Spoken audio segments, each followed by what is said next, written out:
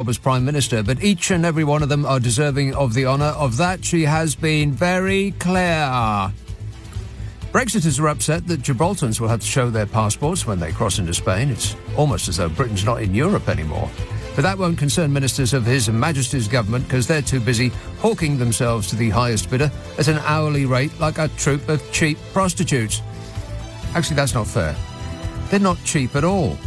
And in order to demonstrate his determination, his government will have accountability. Fishy Sunak has banned all media from the Tory Spring Conference. On your radio, on Global Player, and Play LBC. Leading Britain's conversation. This is LBC. From Global's newsroom at 10 o'clock, the governor of Mississippi says he submitted a major disaster declaration after storms and a powerful tornado tore across southern states, killing 26 people. The mayor of Rolling Fork in Mississippi has told reporters his city is gone, while numerous people have also been reported as missing.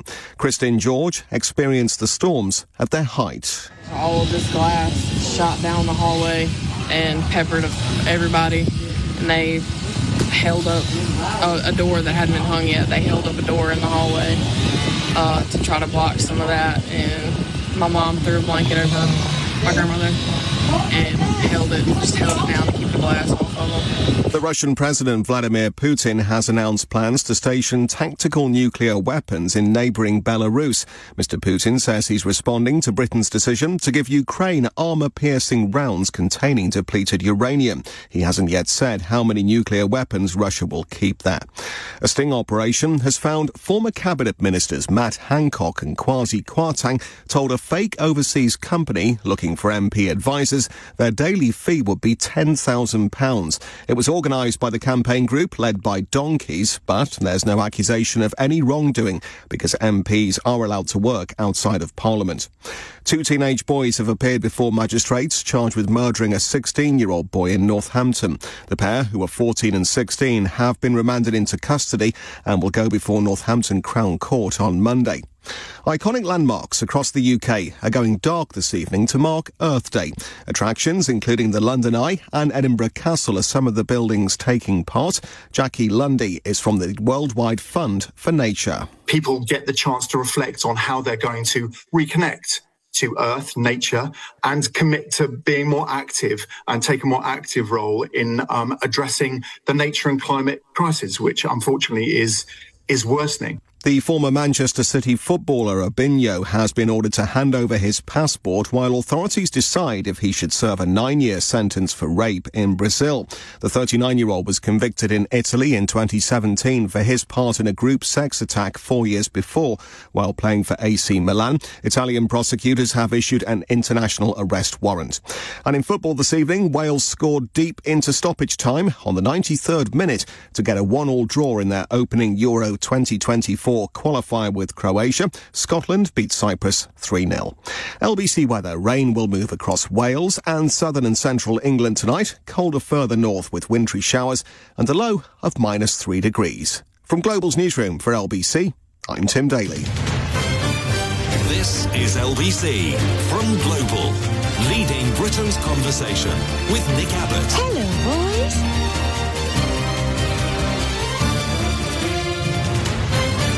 This is complete nonsense. Complete nonsense. In the interest of openness and accountability, Fishy Sunak has banned the media from the Conservative Party's Spring Conference. What? The Prime Minister was due to hold a Q&A and host drinks with party activists. Booze. However, the press and the public, apart from Tory members, were banned from attending, with the party claiming that it was an internal event closed to the media. What? Even the media that does nothing but suck up to the Tories all blooming day? How about the Sun? No. Telegraph? No. Mail? No. Guardian? No.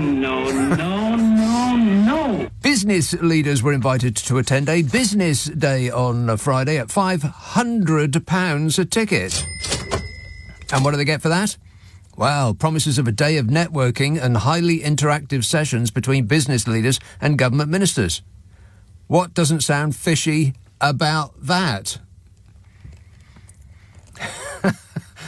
I mean, come on, they're not even trying to hide it anymore. This government is for sale for only £500. Buy now, we're going out of business.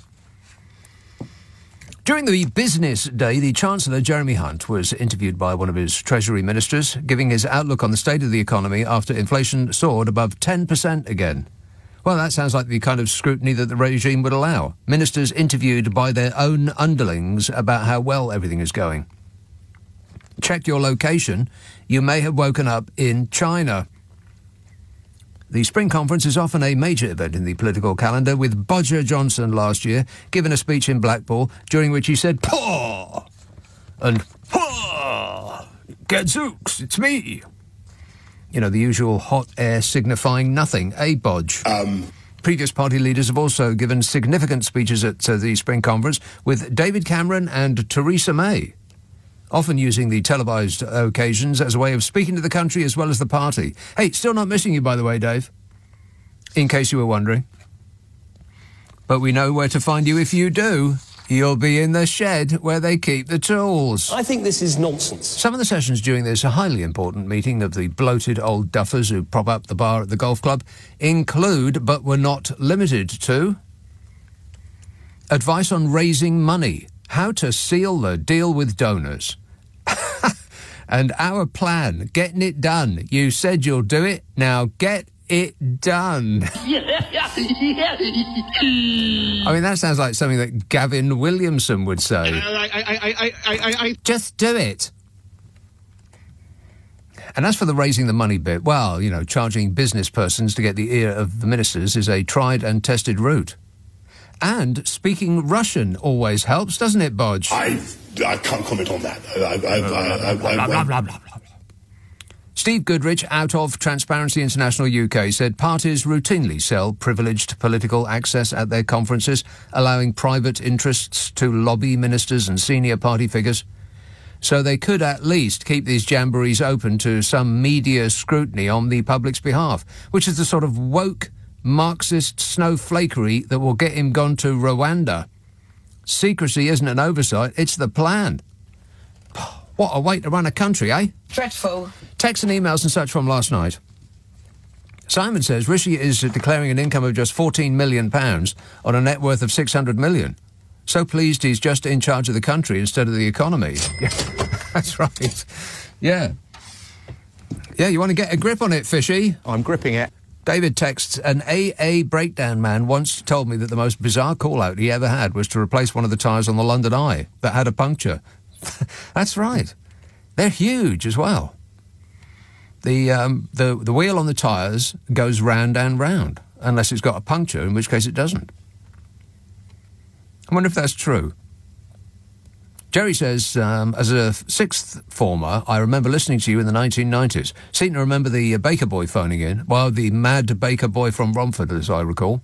And he always used to play the Gin Blossoms. I have absolutely no idea who they are. If my life depended on it, I wouldn't be able to tell you what one of their tunes is called, never mind about singing it. In fact, if you had asked me what a gin blossom was, I'd say it was some sort of beverage. Booze. Natalie emails, greetings from New Zealand. Yes, Finland is bloomin' near perfect. My son's lived there for 7 years, and I was visiting last October. Everything just works. Education, health, transport, housing. And it's not the skipping along whistling kind of happiness that Finns have. It's a contentment, knowing that if the worst happens to you in life, you'll be looked after. Well, doesn't that sound lovely? Plus, they get to have a hot-to-finish interface with each other. Disgusting. And Connor emailed... We were talking a lot about Finland last night. I can't recall why. Oh, the happiness index. That's right. HAPPY-ness. They've got it up to their eyeballs in Finland. And, of course, they're number one. It's bizarre that they're number one, and usually are. It's the Finnish, the Dutch, the Danish, the Swedes, you know, the perfect people. Always so blooming happy. But Finland, I think, tops the suicide list, which is not happy. But I think it's because they don't get any, light, ever. Never gets bright in Finland.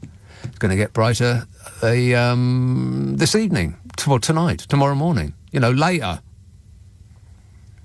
It's coming around really quickly, isn't it? Blimey, I can't believe it. A quarter of the year has gone already. Where did that go? I'm not totally finished with Christmas yet.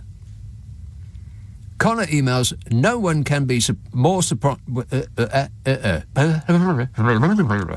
Connor emails, no one can be surprised that Finland is number one because everyone is happy when they cross the border into Finland because you're always delighted to cross the finish line.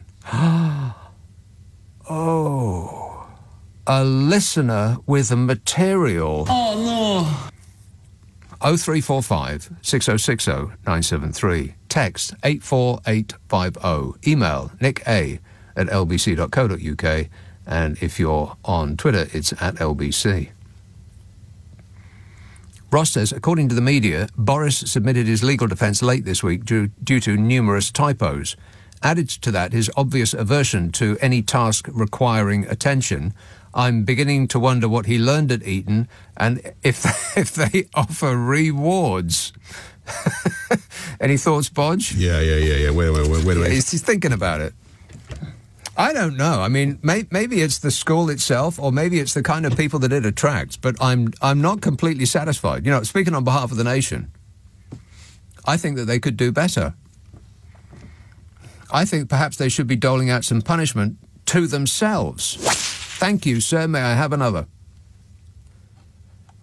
Gordon says, you're missing all the excitement, Nick. Gwyneth Paltrow has been sentenced to life imprisonment in Utah.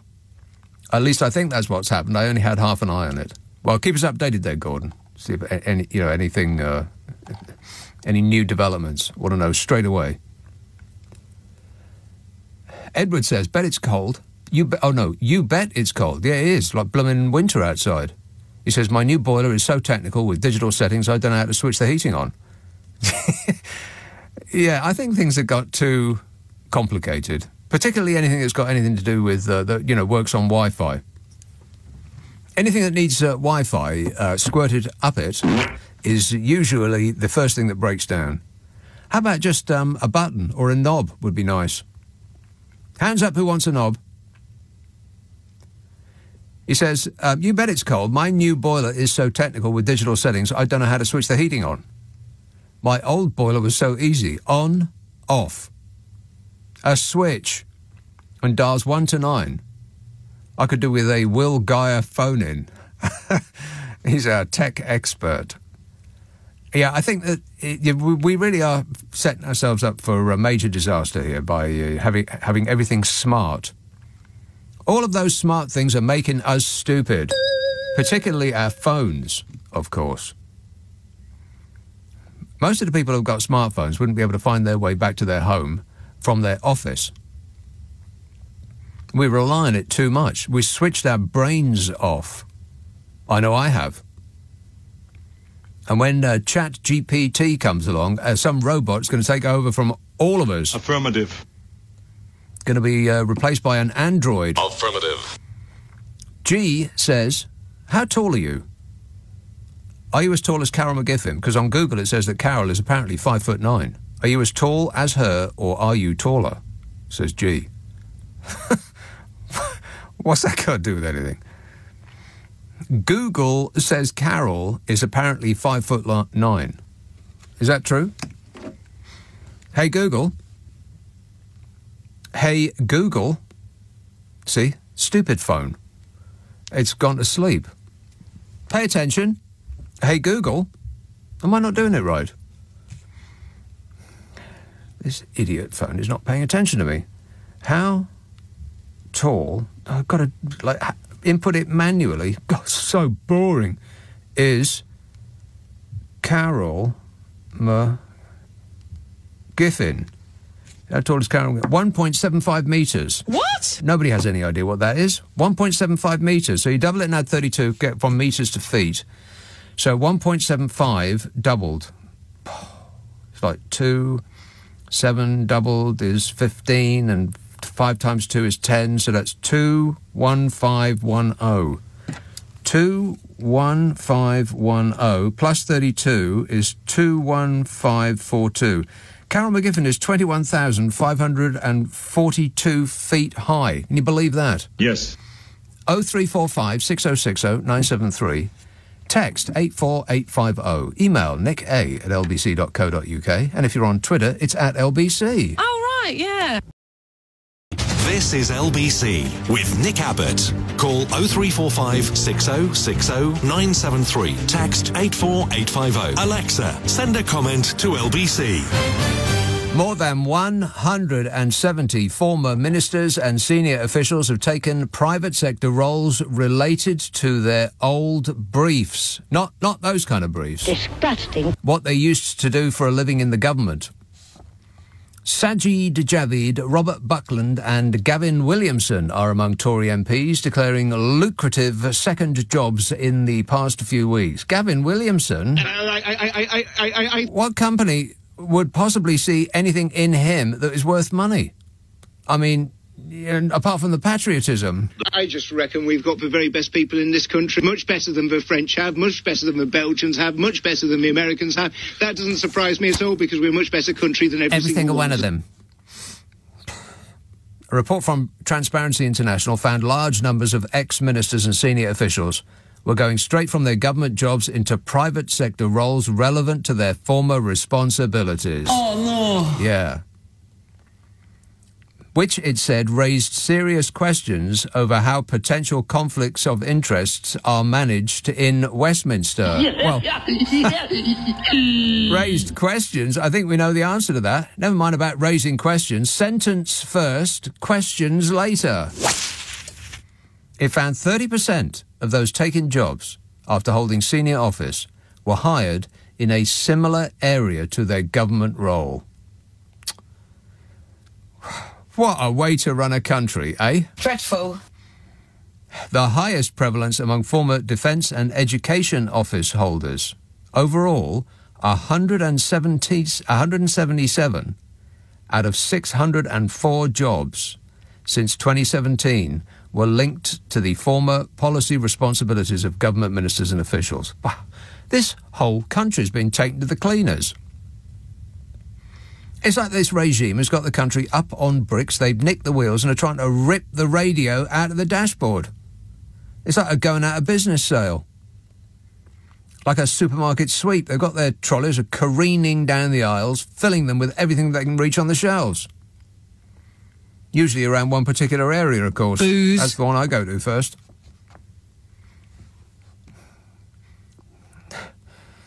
Duncan Hames, the Director of Policy at Transparency International UK, said Britain's revolving door watchdog has proved powerless to stop former ministers and officials cashing in on the contracts they made in public, or contacts rather, that they made in public service. I mean, seriously, is there a single watchdog under this regime that is actually looking out for us, the poor dopes who pay taxes? You know, the little people. The little people.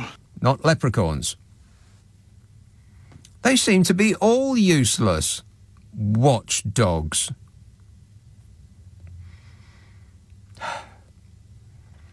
The research comes as large numbers of Tory MPs from Boris Johnson and Liz Truss governments appear to be taking on second jobs. I thought we were paying them to do a job. Amid fears, it says that the party may... What?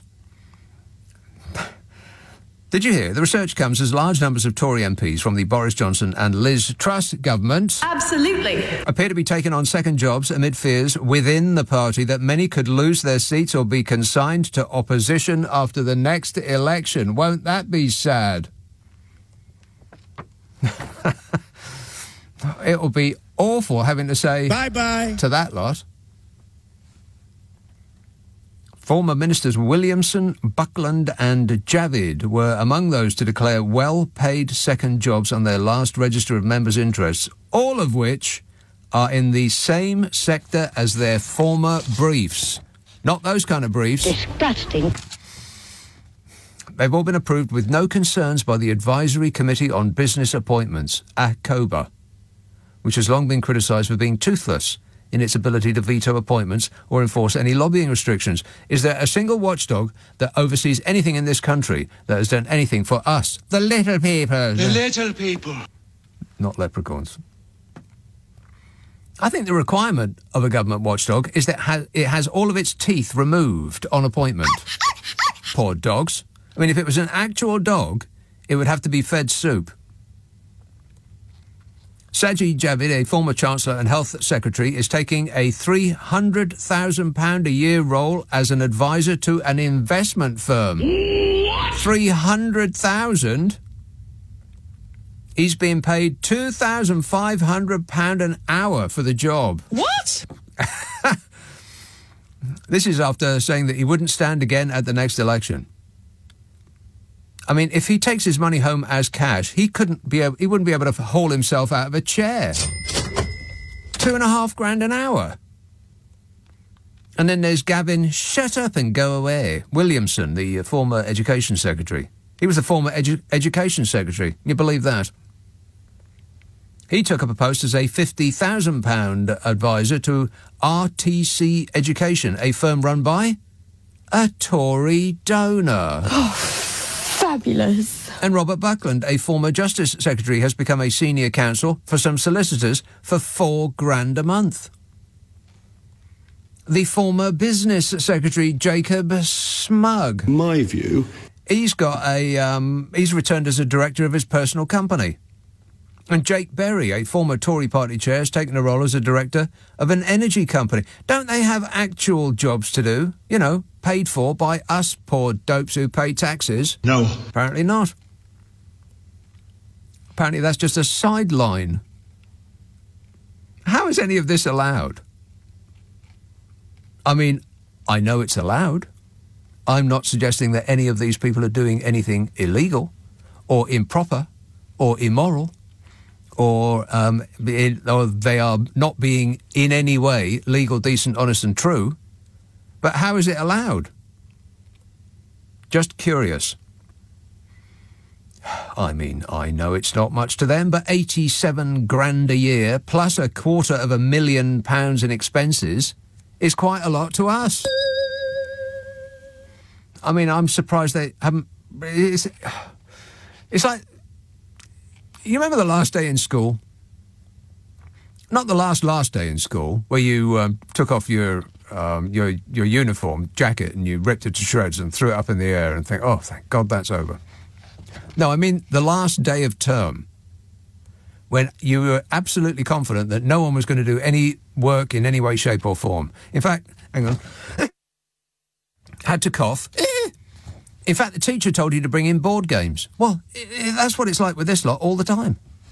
Every day it's like last day of term. And the only board game in town is Monopoly. That's right. Hey, people, you're supposed to be working for us.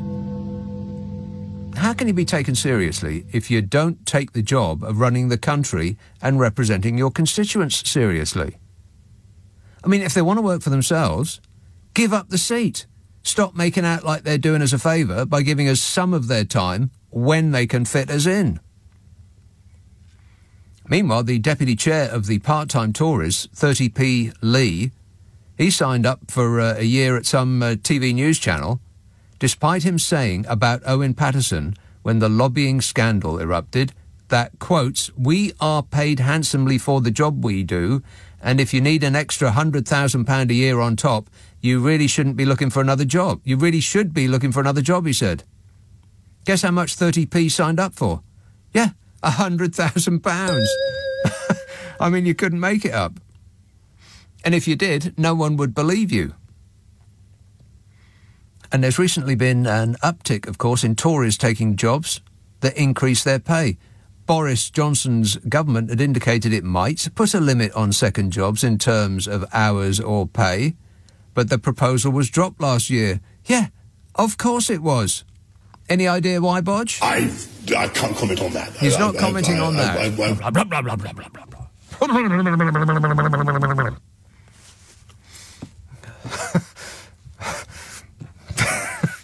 Wow, that was really quite freeing. I can feel all my facial muscles. Wow. Let's have a call in Harrow. Jonathan. Nothing. Hello? What? No, so I'm speaking to somebody. Can you hear me? No? Nick, I want to say, when I heard you a couple of weeks ago, I phoned you, and you were sounding very low. Low? How low? How low? 3 feet? No, couple of feet? No, because of the 2'6". Because of the Rwanda, you were sounding like you had the depression. Oh, yes. Mm-hmm. I've never heard you sound so low, but you sound okay now. Okay? You sound more fearful. More fearful? Fearful. C-H-E-E-R. Fearful. C-H-E-E-R. Full. Yeah. Right. Cheerful. Right. So the point is, I thought you sounding the depression last time. There's a point. Go ahead. Yeah, there's a few points. Right, lay it on me, baby. I was going to end my call with this, but I'll start with this one. Can I? It's very controversial. I can't wait till the end, but go on. No, come on. Do you think, like all of your other LBC colleagues say, that Jeremy Corbyn, who I was conned into not voting for, do you think he was anti-Semitic? I think the press were particularly unkind to Jeremy Corbyn, specifically because he said that he was going to look into the concentration of news titles in the hands of a very few number of people, and the moment those words left his lips, every single news baron levelled their cannons at him and started blasting away. So I feel so guilty for not voting for him. Right. That I said this time... You didn't answer if you thought he was anti-Semitism, but this time I'm not, just to make up for the penance, I'm not going to vote for the Starmer. Right, who are you going to vote for? Just because I feel so bad because they conned me. They said he was the anti-Semitism and he was... Right, I get it. Right, so who are you going to vote for? Just nothing. You're not going to vote for anybody? Because the problem is, I have to say, the neighbour knocking on the wall again. The problem is... No, hang on, back up. The neighbour is knocking on the wall. Yeah, because I'm shouting. Because you're shouting. But the point is this. So this means that you shout a lot. No, because I was getting headache because this country, I'm financially getting the ruin. Right, you're getting a headache. Imagine how it must be for your neighbour. But culturally, we are economically ultra-conservative, but I hate to say the word, we're wokey. We're wokey. The wokey, you won't like me, but the wokey-cokey means there are 5 topics we can't talk nothing about. Right, you do the wokey-cokey? Okie-dokie. The wokey-cokey. Yeah, you put your left leg in, your left leg out. That's the problem. Then you spin around on the one that's still on the floor, making sure that you don't knock anything off the coffee table. There's too much leftist. There are 5 topics you can't talk nothing about. Like, okay. Okay. Like, topic 1. The demise of the men because of the ultra-feminism. The demise of men? Where have they gone? Because I'm not gay, but when in the street I look at the men's bodies, they look very feminine. Right, a certain thought flits across your brow, I understand. They are not weak, and in the workplace, I'm not anti-woman. But if you have asses, you know what would be much better for the neighbour if, when you're on the phone, you start yelling. If you just stepped into the wardrobe. Step into the wardrobe for me, Jonathan. It's the walkie-talkie means the ultra-feminist and destroy the country. And then as soon as you finished talking to me, you can just step out of the closet and then carry on your normal everyday life. That's my recommendation to you. Thanks a lot, Jonathan, for whatever that was. Excellent start to the show. 0345 6060 973. Text 84850. Email nicka@lbc.co.uk. And if you're on Twitter, it's @LBC. Friday, Saturday, Sunday night at 10. Nick Abbott, LBC. It's 10:30, the news headlines with Tim Daly. This is LBC with Nick Abbott. Call 0345 6060 973. Tweet @LBC. Text 84850. Hang about, Nick. Listen. Now, what I'm trying to say to you is this, Nick, right? Tom emails, these are texts and tweets and such from yesterday. Tom says, why is today's music so bad? Excellent question, Tom. He says, Ed Sheeran seems to be a lot of people's favourite modern artist, but in reality, he's just a pub singer with no competition. Thing with Ed Sheeran is, I've got absolutely zero time. I mean, I'm not 12, so I don't listen to Ed Sheeran music. But What a deal he's got. All he's got to do is show up with a guitar, and that's it. He doesn't need a stage show. He doesn't need backing singers. He doesn't need a band. Doesn't need anything. It's just him. And then he, shovels in all of that hot, delicious money. Doesn't have to share it with anybody. He's got some deal going on there. But, he's just a pub singer with no competition, says Tom. Well, a lot of good stuff's come out of the pubs, pub singers, pub rock in the 1970s. I mean, Dr. Feelgood, to name just one. Nick Lowe, of course. Dave Edmonds, Dux Deluxe, Mickey Jupp, shall I go on? Ian Jury, oi oi. Rock and roll! Marilyn emails, did you hear that? Every single one of which I'd rather listen to than Ed Bloomin' Sheeran. Although I did see him on, he was at Glastonbury a couple of years ago, and I have to admit that I was quite impressed. I thought, just for one bloke and a guitar, it was pretty good. I didn't want to like him, but I ended up sort of, grudgingly appreciating his thing. Let me rephrase that. His music. Thank you. 0345 6060 973. Of course, that last caller's eyebrows will have raised up to the ceiling just at the very thought. He's got his neighbour banging on the door again. Oi, keep that racket down. 0345 6060 973. Yorkshire. Hello, Mike. Hi, Nick. How are you? All right, thanks. Yeah. The Ed Sheeran thing, though, just think back. I mean, Bob Dylan made it with just the guitar and a harmonica. That's right. And he made loads of money, but at least a lot of his early lyrics were extremely interesting politics. Well, I mean, as a lyricist, there's few that could touch him. Yeah, some of his stuff, when you read it as poetry, it's quite interesting. Stories, in fact. I mean, my favourite album of his is Blood on the Tracks, and my favourite track on that is the one that doesn't fit in it at all. It's Lily Rosemary and the Jack of Hearts, which is practically a widescreen movie. It's cinematic. Yeah. I sort of listened to it in my youth, and then subsequent to the internet, I actually sort of got the lyrics, which I hadn't had before, and read it as poetry, and I'm thinking, that was really relevant. Yeah. Relevant today as well as exactly. What it was in the day. Yeah. Mm-hmm. But I was thinking about this fake shape type thing on Hancock and Zahawi. Oh, yeah. And my thoughts on that were, I thought, well, if you... It wasn't Zahawi, was it? It was Crazy Kwarteng. Oh, I thought it was Zahawi. Was it Zahawi? So obviously, but I know. No, I think he was busy making sure that his horses were warm. No, I think it was Crazy, not Zahawi. Yeah, but you might be right. You're talking about this. I think that's led by donkeys. Oh, curiously enough, led by donkeys, and they called up people and said, "Would you like some money?" and they practically bit their hand off. They said yes so fast. Yeah, because I was just thinking, if you were trying to justify it and you wear Zahawi, you would think, well, I can advise people on warming the stable stoop, and I can advise people on using foreign tax havens or at least attempt to avoid paying tax. But Hancock, if you're Hancock, how deluded you have to be to think that you're worth 10 grand a year, let alone 10 grand a day. What's the man done? Yeah, I don't know. I'm almost rendered speechless when I try to think what it is that goes on behind those eyes, because he seems to be in a state of permanent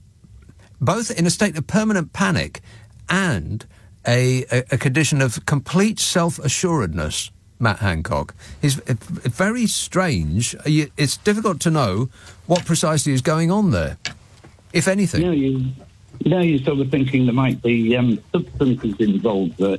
On 30p. No, I seriously doubt that there's any substance to Matt Hancock at all. I presume that's what you were talking about.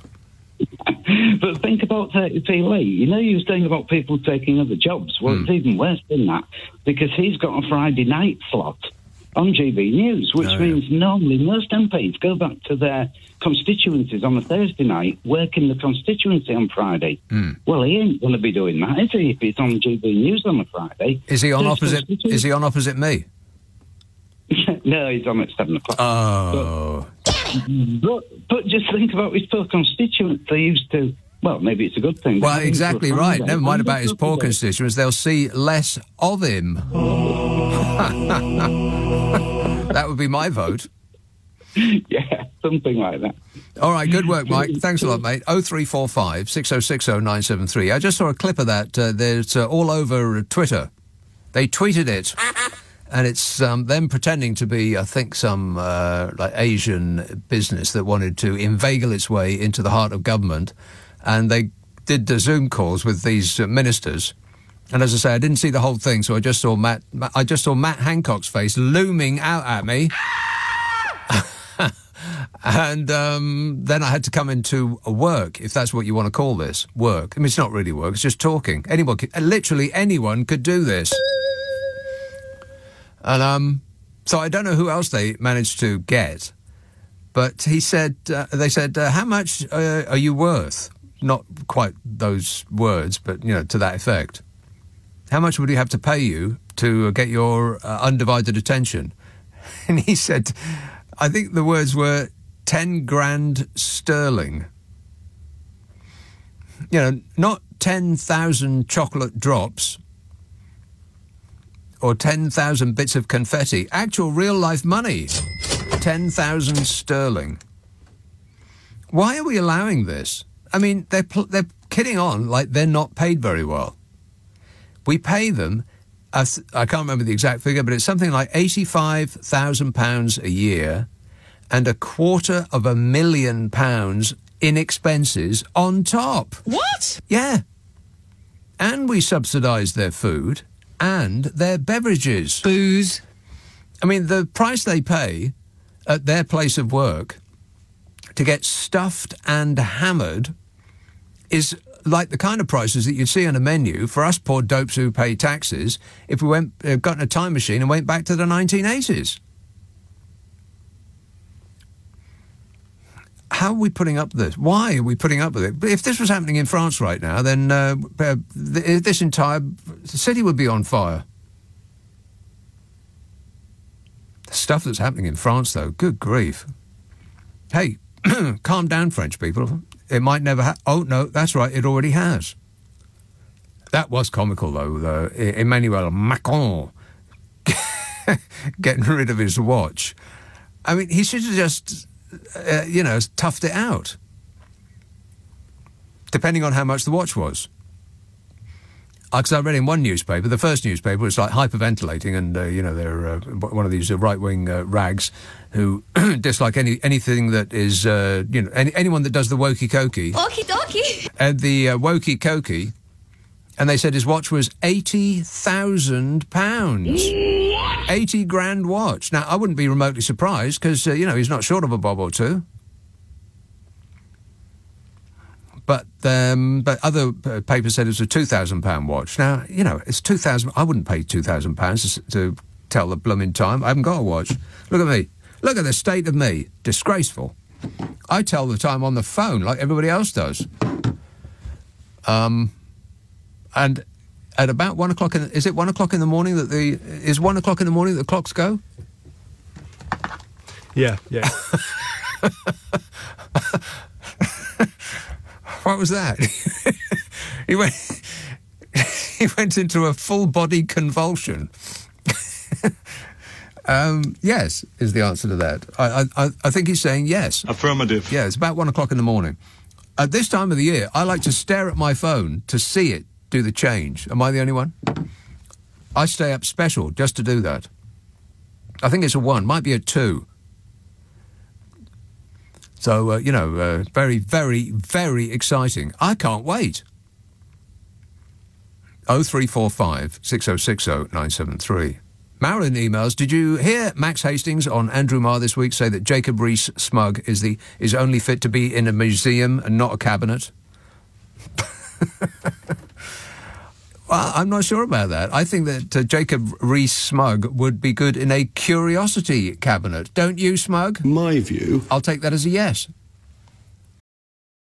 Nick Abbott on LBC. Call 0345 6060 973. Would you mind telling me what this is all about? I have no idea, dear. I just work here. Daniel emails, this week I invented a thought-controlled air freshener. It makes sense when you think about it. Oh, no.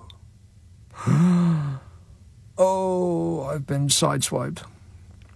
A listener with material. Oh, no. Johnny says, the French shame this nation of apathetic, disinterested, easily led, cap-doffing fools. We need to abolish the monarchy, educate our children on politics, and bring in PR. That would be taking back control.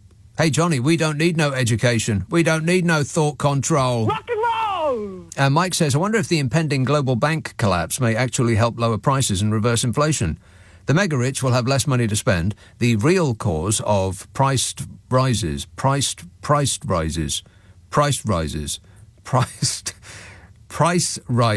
It's him writing it wrong, not me saying it. Well, both, actually. The real cause of price rises and house price rises for one thing, says Mike. That's two things, Mike. So you got that wrong. And the mega-rich are not going to have less money to spend. Not now, not ever, never. Nothing is ever going to impede their ability to buy up the place. Don't you worry about them, Mike. Brixton, hello, Clive. Oh, hello, Nick. Good evening to you. Yes, sir. Right, I heard you mention Nick Lowe. Yes. A little earlier in your programme. So it goes. And I just wanted to give you an interesting fact. Mm-hmm. About Nick Lowe. Well, we're not really interested in facts on this show. Can you? I know that. Can you give me some feelings anymore. instead? Yeah, exactly. Right, Nick Lowe back in 1977. I know what you're going to say. I know what you're going to say. He released. I know what you're going to say. Right, see if you can preempt me then. When Bowie released Low, L-O-W, Nick Lowe released an EP called Bowie, B-O-W-I. Yes. You've beaten me to it. Yeah. You've beaten me to it. Sorry about that, Clive. By the way, as regards Smug, yes, I saw his sister on TV on another radio station that televises, Annunciata. Yes. And she's just as peculiar as he is. Is that a fact? That is a fact. All right. Thanks for the facts, Jack. 0345 6060 973. Here, Clive, can you remember what they used to... What I think they must have been the person in the factory of the records. He used to scribble a message in the run-out grooves of the singles that Stiff Records made. Can you remember what that was? To be perfectly honest with you, no, I don't. No, got you on that one then, eh? Yes. Not so smug now. Me. Yeah, all right. Thanks a lot, Clive. 0345 6060 973. I've actually got So It Goes. That was the first single on Stiff, Buy One. It was an excellent catalogue number. Buy One. I used to love Stiff Records. You know, the first few years when they were around, it was just so funny. There was a documentary about them. In fact, they did a tour, the Stiff's Live Stiffs tour. They made an album of it, and it was, let me see, Elvis Costello, Nick Lowe. No, not Nick Lowe. It was Larry Wallace who did the song Police Car, which is a tremendous track. Larry Wallace. Who else was it? It was Reckless Eric, Ian Dury, Reckless Eric, Larry Wallace, Elvis Costello. Who's the fifth? Oh, that's going to annoy me now.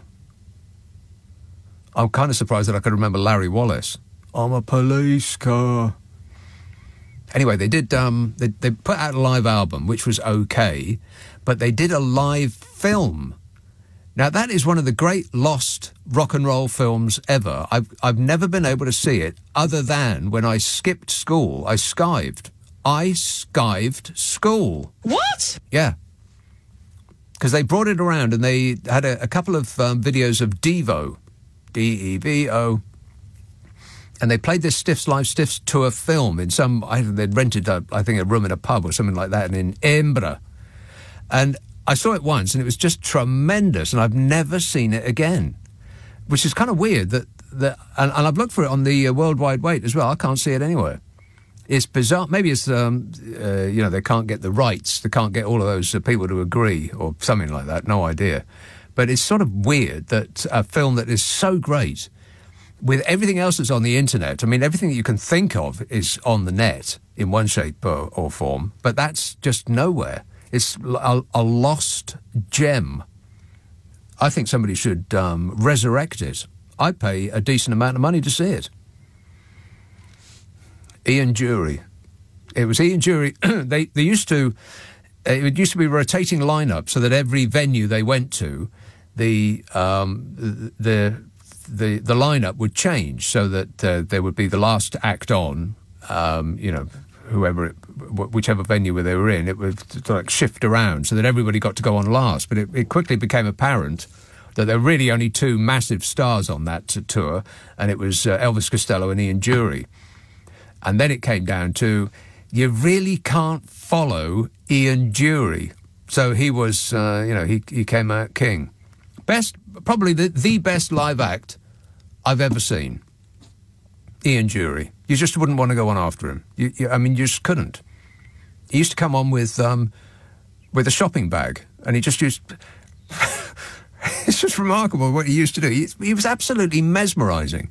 And he just sort of root around in his shopping bag, and he'd bring out, like a rubber chicken or a scarf or just something like that, and he'd just play with it for a while.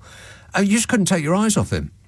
I remember he threw up I was up at the front, as I always was, and he threw up a scarf in the air, and a gust caught it, and it came over to me, and I snatched it out of the air. But apparently, it looked like one of his new ones, and he didn't want to get rid of that. And so he asked for it back. Oh, God, talk about torn. But I gave it him back, and he rummaged around in his bag, and he gave me another one. Worst smelling thing I've ever held in my hand. Oh, my God, it stank. No offence, Ian. And so I took it home. I think my mum made me wash it because, otherwise it could have smelled so bad it could have set light to the place. Anyway, that has nothing to do with what we're talking about here. We are talking about the issues, and don't you forget it. New Malden. Hello, Ahmed. Oh, hello. Greetings again. Yes, Danny. sir. Yeah, just want to say very quickly that Boris Johnson being investigated by the Commons Committee, and there's a talk of him making a comeback. Well, I think, the case against him is an open and shut case. And, yes. Of course... What do you mean, a comeback? Who's talking about him coming back? Where did he go? Oh, he just left. It's a dream come true. He said some of his bit and then just flounced out. Said, right, that's it, I'm leaving. Jenny texts, I've been to Kew and Wisley over the last 4 weeks. And although I love them both, I do have a preference for Kew. I just wondered which one you preferred. Excellent question, Jenny. I feel a bit... I feel almost... Not unpatriotic, that's not the right word. I feel, whatever the word is. What's the word? I feel as though I am being, I can't remember. It's gone. Unpatriotic's not the word, but I'm going to have to go with it, otherwise I'll never finish this thought. I feel unpatriotic saying this, but I think Wisley is the more varied day out. It just is. Kew is fantastic in every way, shape and form, and I want to go there really badly because in spring they've got such a show right next to one of the big, not the Palm House, the other one, whatever that's called. They've got the cherry trees and the tulips. They both flower at the same time. It's amazing.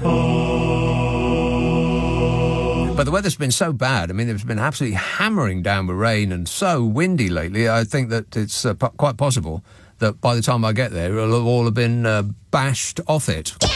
But very, very much worth going. And Wisley's got some excellent blossom action going on there as well. Cherry trees all over the place. But each one is worth a day. It's worth a day a month, easily, each one of them. But if you had to choose between the two, I'd say that Wisley was the more varied day out. And I hope you find that a satisfactory response, Jenny. You're welcome. Thank you. Yvonne says, can I predict that Albania will agree to take some of those waiting to be processed? Why else is their man here? Oh, well. Other than to make Fishy look comically small. It did look as though that photograph had been digitally altered, didn't it? There's Fishy Sunak on the steps of Downing Street, shaking hands with a guy who, by comparison, looked like a giant. It did look like Land of the Giants. Like, Rishi Sunak could live in one of that man's shoes. No offence. Angela emails, seeing as I heard you mention Jedi last night, we're down in London Easter weekend for the Star Wars celebration at the Excel Centre. Looking forward to it all. Have you managed to catch the new series of The Mandalorian yet? It's great, mate. Halfway through it already. No, Angela, I have not. You're coming down for the Star Wars celebration at the Excel Centre. Wow, that doesn't sound nerdy at all. I can't wait not to go. 0345 6060 973. Text 84850. Email nica@lbc.co.uk. And if you're on Twitter, it's @LBC. Friday, Saturday, Sunday night at 10, Nick Abbott, LBC.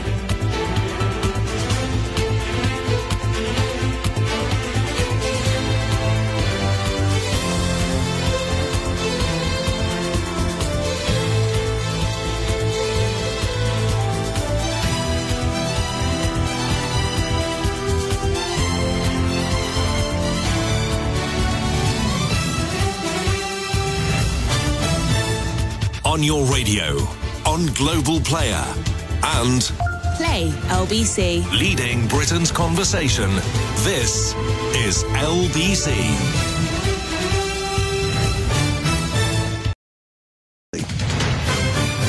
This is LBC from Global, leading Britain's conversation with Nick Abbott. Hi, honey. How are you?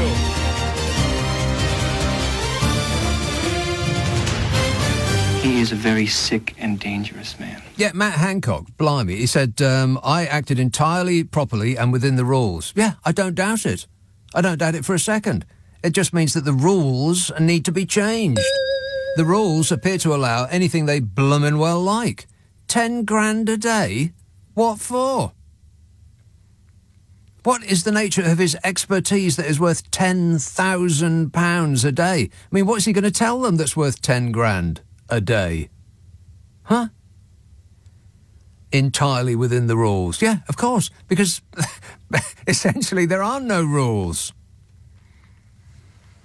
Oh, but the watchdog's going to be all over it. Yeah, sure they are. What a way to run a country, eh? Dreadful. Trish says, I got bitten by a false widow spider last week. Caused me big problems and I've been in and out of hospital since. I am telling you because there is something even more tragic than this, says Trish. When I went to hospital, the pharmacist said to me while checking my prescription, OK, so you don't pay for your prescriptions, do you? I said, yes, I do. And she replied, but over 60s don't pay for their prescriptions. Very embarrassing for us both because I haven't reached 60 yet. Oh, no. Oh, dear. Yeah. I had a similar thing with, I was getting a haircut, and this scrofulous oik who was doing my hair, he said, because they got a separate charge, you pay less if you're over 60. And so he charged me the over 60 rate, which was, and I didn't realise that it was over 60. I thought it was like, it was like 17 quid, and he charged me 15. And I thought, 15? I thought it was 17. He said, no, it's 15 for over 60s. What? Yeah, and there was me thinking I could probably get away with the child's rate. You know, if I suck my cheeks in. Stand up straight. How dare you, 60. Mike says, and I thought, am I going to tip him or am I going to storm out? Mike says, I'm just asking about any thoughts you might have regarding the interrogation of the TikTok CEO. Congress made much of their concerns regarding child safety. However, they don't seem to be so concerned when it comes to school massacres. That's right. Good point. They don't seem keen to ban guns, but are determined to ban an app. I'd feel safer looking at TikTok than looking down the barrel of a gun. Good point, Mike. What a bunch of hypocrites. Every time some kid goes into a school and he executes 20 of his classmates, and it's always a him, by the way, then the Republicans and their paymasters in the munitions industry always go on about, oh, well, it's too early to talk about gun control. You know, as though they want to respect the dead. Thoughts and prayers. Yeah, sure. Thoughts and prayers about money. Yeah, don't forget the money, honey. That's what it's all about. TikTok. Who cares what the Chinese see on blooming TikTok? I mean, there's people lip-syncing to Rihanna. What difference does it make? Here's a call in Kingston. Hello, Sophie.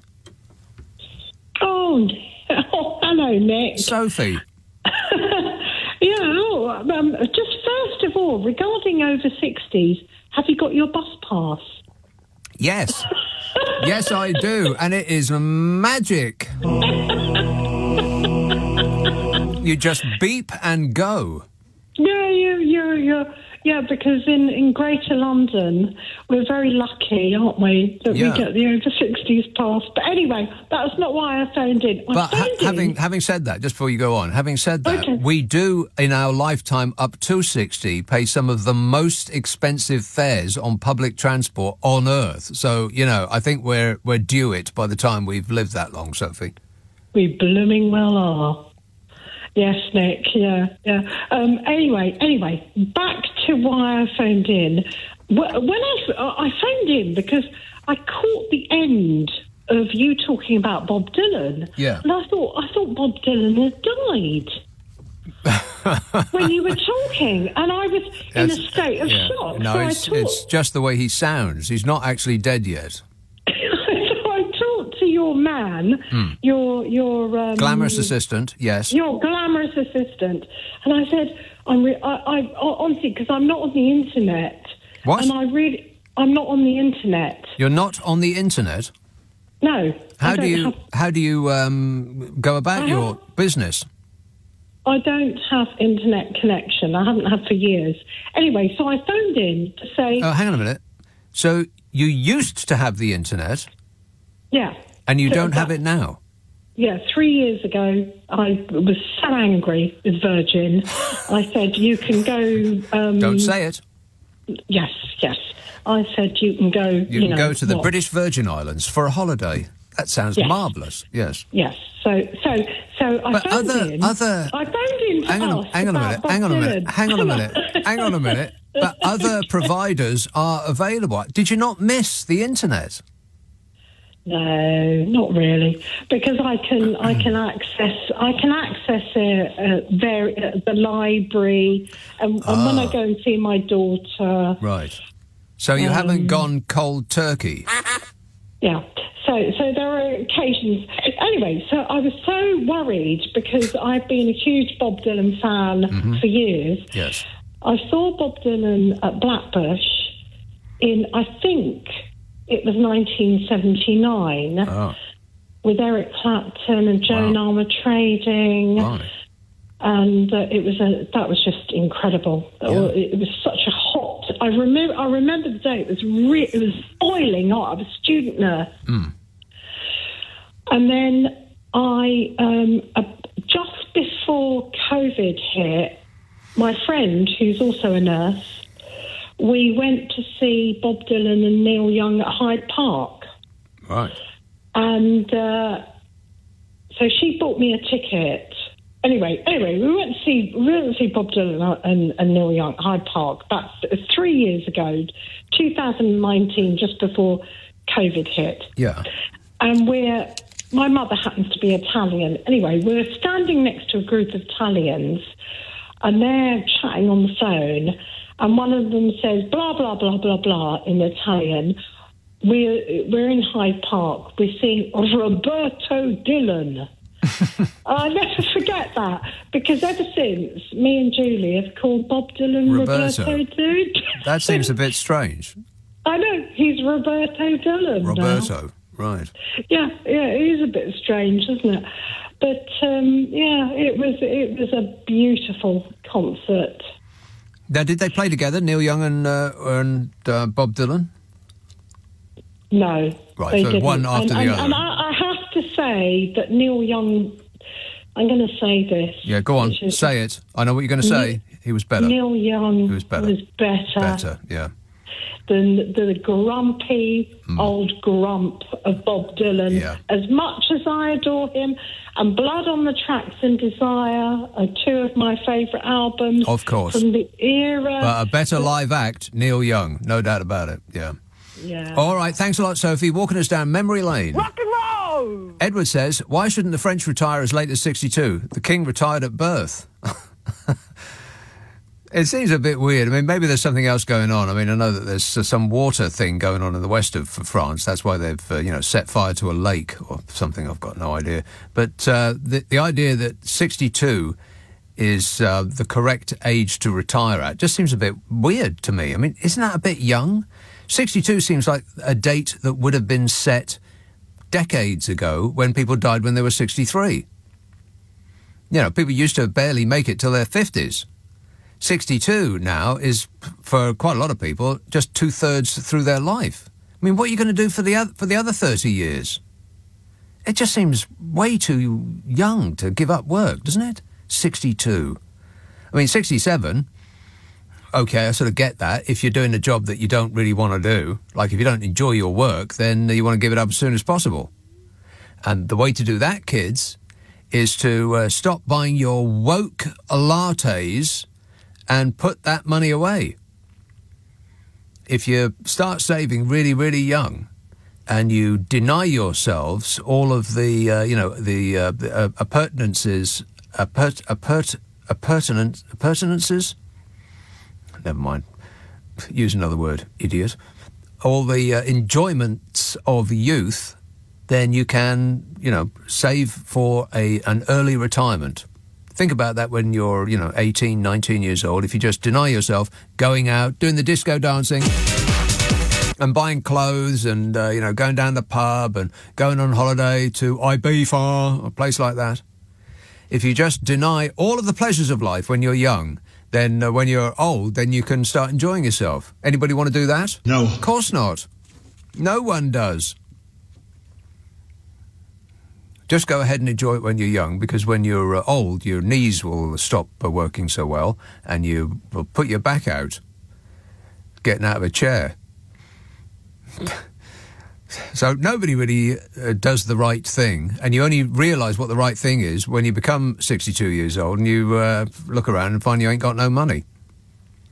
But it does seem a bit young. But, the French just kick off at anything, don't they? It's like yelling down bullhorns. But as they're yelling in French, it sounds like they're making sweet, sweet love to your ear.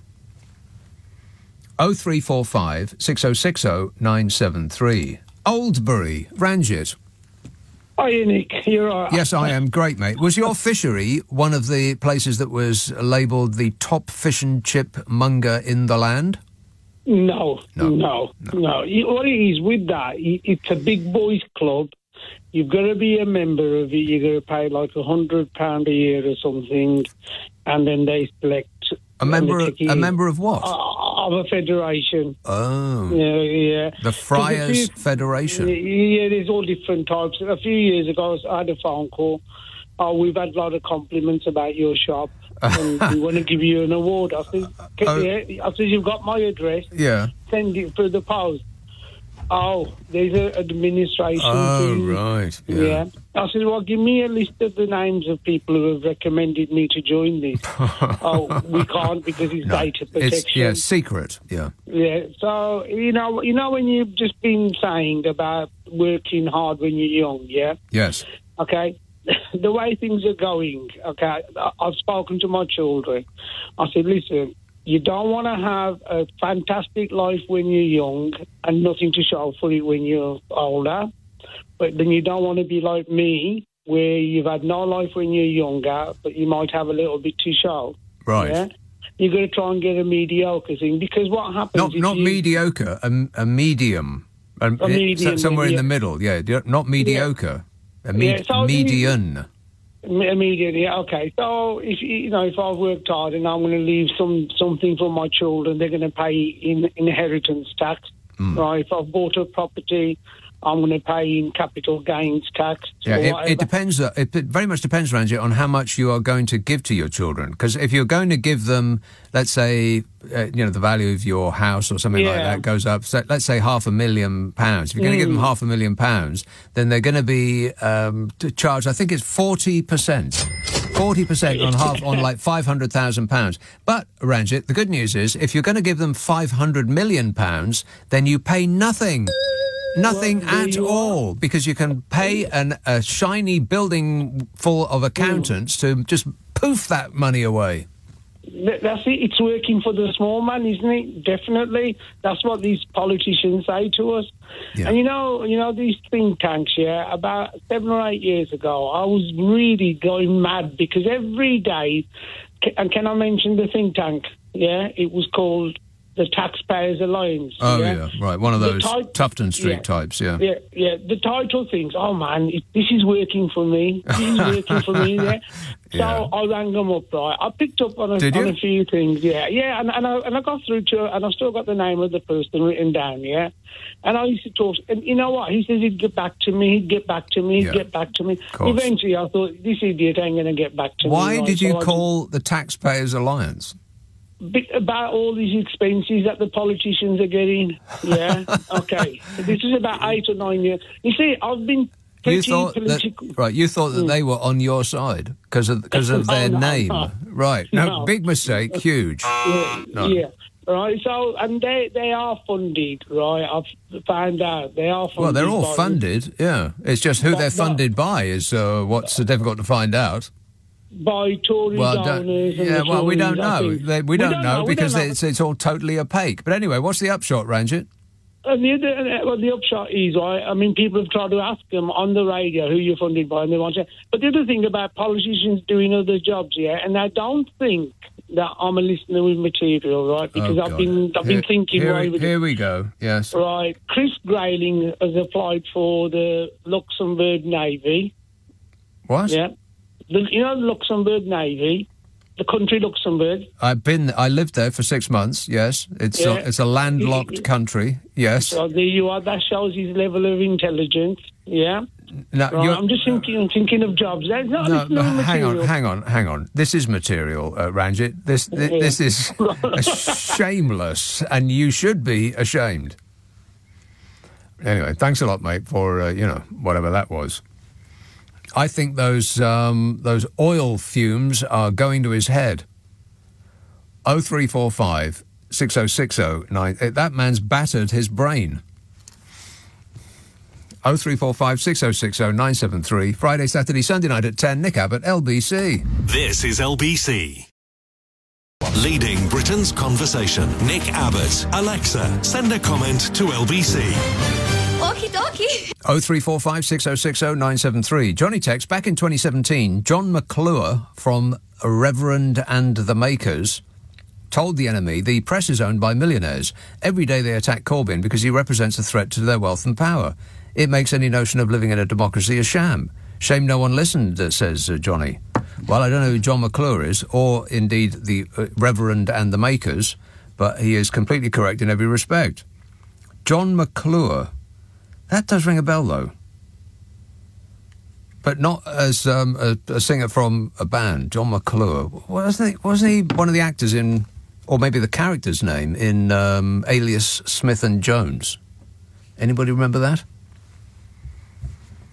Edward says, I bet if I sat here long enough, I could recite the opening of that TV show.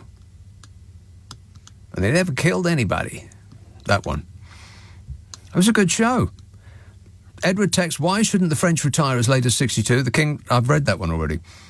Martin says, what's your opinion on cheese on toast for breakfast? Disgusting. No. And furthermore, no. Mind you, that's what the Dutch eat. And look at them. Harrow. Bob. Hi. Bob. Good evening. Yes, Bob. Bringing the conversation back to politics, Matt Hancock. And I just find that man to be the colostomy bag connected to the... Yeah, okay. 0345 6060 973. A few fewer listeners with material, please. Joe says, I'm fond of rats. Of course, you don't want to share your home with them, but I had a pet rat when I was 10. A pet rat? Are you sure it wasn't a Siberian hamster? Says, I took it to school a couple of times until the teacher noticed. It was an intelligent little creature.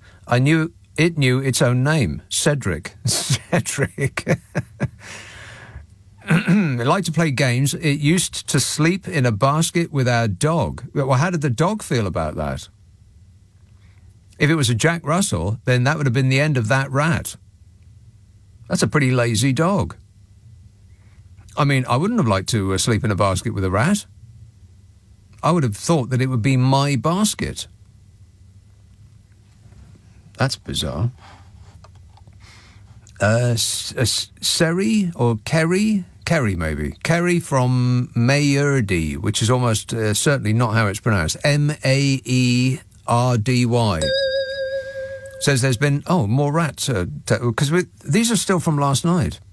We were talking about rats last night. Says there's been a big increase in rats around here. If you wanted to turn them from your property, they hate the smell of bleach, oregano, mint, garlic and lavender. Well, that just sounds like dinner. Says I'm going to start guerrilla planting mint in the area. Seeds are cheap enough, foundations cost a bit more. Also worth investing in a rat bat. But the neighbours might complain if you get one airborne. What, like serving it like tennis? A rat bat? What's that? I mean, I know that there are electric tennis rackets called the... what are they called? I think one of the ones that I've got is called the Terminator. Affirmative. And, God, they're absolutely brilliant. They're just so satisfying. Please turn off if you feel strongly about clothes moths. I hate clothes moths. And the thing with clothes moths is when you try and bash them, they just disappear. You can see one on the wall and you approach it, ready to smack it into the wall, and they take off, and the moment they do that, they just seem to disappear. It's like a magic trick. How do they do that? If they're airborne, you cannot catch them unless you have the Terminator, which is looks exactly like a tennis racket, but the strings are electrified. Oh, it pops and crackles. Talk about satisfying. It had my jumper, but take that. 0345 6060 973. Tooting. Hello, Jan. Is this me? Jan and Tooting are you speaking to? No, because there's a Jan in the north. There's a few Jans around. It does sound like you, yeah. Yeah. Hi, Nick. Good evening. Jan. Yeah, so I'm picking up on, you were talking a little while ago about Kew Gardens. Yes. And I just thought it sounds funny, but it's interesting because, years ago there was a book, I've come to my point, but years ago there was a book written about the secret life of plants. Yeah. Did you ever dip into that? No. Is it a book? No. I heard about it, but I never read it. No, of course not. Nobody reads books anymore. No, but now there's something interesting that they're composers that are recording the impulses. One was working in Kew Gardens recently, recording plants. So they convert the electrical impulses. Mm-hmm. They're saying that, like the roots of, say, fungi are communicating to other plants and trees through their undersoil roots and things like that. Well, they're a fun guy to be with. Yeah, it's fascinating. They're calling it fungi rock. I thought that might interest you. You might add it to your soundboard. I have yet to hear what it sounds like. Fungi rock. No, I have no idea. But it is interesting that plants do emit a noise, particularly when they are in distress. Can you imagine what a lawn sounds like when it's being mowed? Yeah. People used to say, "What about carrots?" when you pull them out of the earth. You know, when you're a vegetarian or vegan, they was probably screaming. You know, exactly. Yeah. But here, look, these composers, they're converting the electrical impulses of, say, mushroom roots that are communicating to the other plants around it into pitch. So they're making music. They're making music of it. So this sounds to me like you'd have to be on mushrooms to appreciate it. Yeah. They're also using those psychedelic mushrooms to make music from. But this is interesting because look, this one of them, he said, what's his name? Is it Sheldrake and Singer? Two of them. I think they're on that Attenborough's Wild Isles programs. But I would like to hear this. I haven't heard it yet. But in Kew Gardens, one of them had to wait 45 minutes to get 8 bars of beautiful melody. Well, I would like to hear that. Well, define beautiful, because I seriously doubt that it's beautiful. I think that beautiful is probably not a word that you would associate with the sound that mushrooms make. No, but there seems to be a whole trend going of composers. I seriously doubt that. Yeah, they're calling it fungi rock, and fungi people rock, are dancing to it. Fungi. They're dancing to it. Yeah, no, it's being used. Right. Is this a trend? No, but I very much doubt that the word trend can be accurately used here. Well, I mean, it seems really strange, but the creating melodies from plants seems to be something that's going. You mean a trend? It's a trend? Yeah. Is that what you were going to say? No, it's not a trend. No trend. No, they're saying it is. It's a big thing on this. They're expecting TikTok and Instagram people to try and do their own. Yeah, right. They'll be opening for Ed Sheeran before you know it. Yeah. Oh no! Wait. Where is it? This one of them called Sting. He's currently recording a 2,000-year-old yew tree. Did you say Sting? No, his name is Sting. There's two of them well-known ones. Right, because that does sound like the sort of thing that Sting would do. Record what a 2,000-year-old tree sounds like. A yew tree, but they're on that program. What's it? David Attenborough's program. I have no idea. Get David Attenborough on the phone straight away, and he'll explain it to us. Right now, I mean it. Not answering? Keep trying. Thanks a lot for the good news there, Jan. Mushroom rock. Anybody want to hear that? No. 0345 6060 973. You can text 84850. Email nick@lbc.co.uk, and if you're on Twitter, it's @LBC. Have we talked about any of the issues yet? Well, I know I have, because I've got like copious notes here. But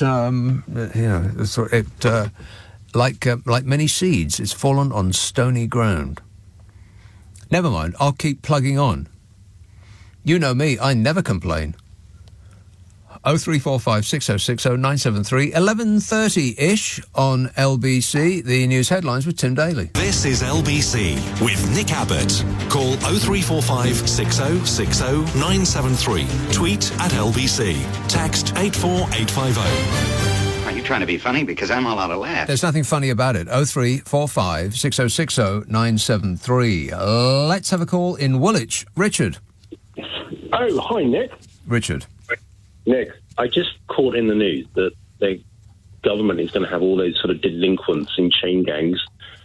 And I've got this idea that I think that all older generation who voted Brexit, they should get, the 50-somethings who've retired early, I think we should get them off their couches, away from tipping point, and in chain gangs, picking strawberries. That's my view. Excellent idea. Yeah, let's deal out some justice.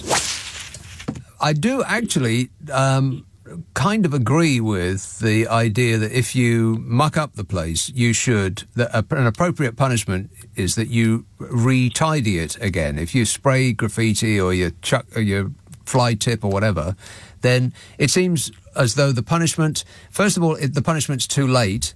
It takes far too long to go through the system. And second, the punishment itself, which will be a fine or the instruction not to do it again, or then we'll chastise you, that just doesn't work because it's just too far removed and irrelevant to the initial crime. So, yes, get somebody in a jumpsuit, chain them together if necessary so that they don't hippity-hop away, and get them to correct what they've done. So I actually agree with that. I don't know if that makes me a Nazi, but I went ahead and said it out loud anyway. But yes, you're right. There's a significant number of people who have done enormous damage to this country. So if we're going to get some scrofulous oik to clean off some graffiti, then let's get all the over 60s to mend the economy of this country they ruined. Bravo! I'm voting for that one. But you know what? That's what you're saying as well. That's never going to happen. I mean, it's gesture politics again, isn't it? They're just saying it because they want to be the party of law and order. So their understanding of law and order is to get people in jumpsuits and chain gangs. It really is completely absurd, and it's another one of those policies that's red meat to their voters, which I think will go nowhere. Well, it doesn't have to go anywhere. All it has to do is provide one photo opportunity. Rishi Sunak or Cruella will show up when there's a gang of orange jump-suited ne'er-do-wells with brushes in their hands, scrubbing at some wall, and she'll do that weird twisted thumbs up that she does. And the Mail will print it on their front page, and that'll be the end of it. That is the entire reason for that, I would expect. They're not going to go through with it other than to just get a good photo out of it. Yeah, and that's why I think we should get us on the left and pro-Europeans should get a good photo of some blue-rinsed lady from Bexhill-on-Sea, in a jumpsuit somewhere in a strawberry field. Or just filling out the import forms or an export form rather that a farmer has to go through to sell his produce into Europe. Get them to do that for 8 hours a day. See how they like it. Absolutely. You are the programme of justice, social justice, Nick. All right. Thanks a lot. Thanks a lot, Richard. 0345 6060 973. Zoe says, so much I could say about Finland. They love salted licorice. Ew. I don't like the sound of that. I've no idea why. My brother's been living there for more than a decade, she says. I'm not sure that the happiness reports are all they're cracked up to be. Predictable and be predictable and be quiet seem to be the general rules. I'm not sold, says Zoe. I bet Finland is a bit like Sweden and and Holland and all the rest of those. I bet it's a bit closed as a society. I bet as a foreigner going in there and staying there to do work or whatever, I bet you don't really feel included. I bet there's a certain barrier you've got to get through. Much like going and living in some. I'm not sure it's actually true here. I was going to say in Cornwall or somewhere like that, where you could live there for 40 years and you'll always be the outsider. But as far as I'm aware, I think that is the case in the Scandi countries. Well, they are understandably concerned about an invasion of us. We don't have a very good reputation abroad. So these texts and tweets and such are now from the city. Took a while. Oh, there is one. Rory emails, Boris could well have sworn on the Beano. Well, that would be appropriate, wouldn't it, Bodge? Yeah. Wait a minute. And just on that subject, before we hopefully say goodbye to him forever, that Smug was going on TV saying, well, of course, he won in the court of public opinion, he said. My view is that he won in the court of public opinion. God, that man is so deluded. Boris Johnson has lost the trust of the British people, according to new polling for Byline Supplement. Even Conservative voters no longer have any faith in the indefensible Bodge. They absolutely hate you, Bodge. This is complete nonsense. The polling conducted by pollsters Omnisys found widespread distrust among the public in the wake of his appearance this week before an inquiry into whether he told porkies to MPs over Partygate. The people said, "Liar!" Johnson insists he acted in good faith when wrongly claiming last year that all COVID rules had been followed inside Downing Street during lockdown. He said, I followed the ministerial guidance at all times. Nobody believes you, Bodge. Nobody believes you. I'm going to predict the future. I did this last night. I'm going to say it again. I don't think that they're going to come back with a suspension of over 10 days. It'll be a light slap on the hand and nothing further will occur. You know, lessons must be learned, all that nonsense. The Tories are going to lose the next election, big time. Fishy Sunak is going to look out of his depth because people will see right through that, please like me act. And the Tories will search around for somebody in their midst who can connect with the people again. And along will come the indefensible Bodge. Yeah. Wait. And they'll say, we found him. I bet it's not the last we've seen of him. It's like when you're seeing a scary film and the monster is slayed, but you check your watch and there's still 15 minutes of the film yet to go. That monster's not dead yet. He's just swum out to sea and he's going to come back any moment now. I'm going to bite our faces off. The polling found that just 1 in 10 voters believed he told the truth. 1 in 10. 7 in 10 instead believing that he lied. 1 in 10 believed that he told the truth. 7 in 10 insisted that he lied. Which makes you wonder what the 1 in 10 are on. I mean, really? And one of his most sycophantic fans, that top-hatted twiglet Smug, had the nerve to present himself to cameras and pontificate that Mr. Blobby had won in the court of public opinion. I don't know anything. I believe you. That pompous pipe cleaner thinks that if he says something with the wearisome air of a teacher repeating something simple to a class full of simpletons, that we will believe it no matter how absurd it is. I mean, if he really believes that Bodge won in the court of public opinion, then he doesn't know anything. You're better informed than I am. I don't know anything. The poll found that even Tory voters have lost faith in the indefensible Bodge. 28% of Tory voters say they believed he told the truth. 28% of Tory voters. Finally, they've seen the light. 69% they generally do not trust him to tell the truth. 18% said that they do. And again, it makes you wonder what the 18% have been listening to. Hey, people, wake up. It's later than you think. Meanwhile, that shrinking band of non-shrinking violets that constitute his fan club have been bellowing for his return to the top job. Including, but not limited to, no less a personages than Nadine Dorries. When she's interviewed on the TV, she always looks like she's standing on a Bosu ball. What's that about? And if Smug and Nads are the ones in your corner, just think, maybe you're in the wrong corner. Bodge. Think about it. 0345 6060 973. Text 84850. Email nicka@lbc.co.uk. And if you're on Twitter, it's @LBC. Maybe I'll talk about Rishi Sunak as well, because people seem to be taken in. Oh, thank goodness, a sensible person with middling views has come along. And just look at his suit and his tie and those eyes. Isn't he an absolute dream? But I don't think he is. First of all, I don't believe him. I don't believe you, Fishy, when you say things like lefty lawyers. Because you are the sort of person who would surround themselves with lawyers. Activist judges. Lefty lawyers and activist judges are just the very sort of people that he would invite round to dinner in his swimming pool annex. They're his people. And, for the few chairs that will be left after the lefty.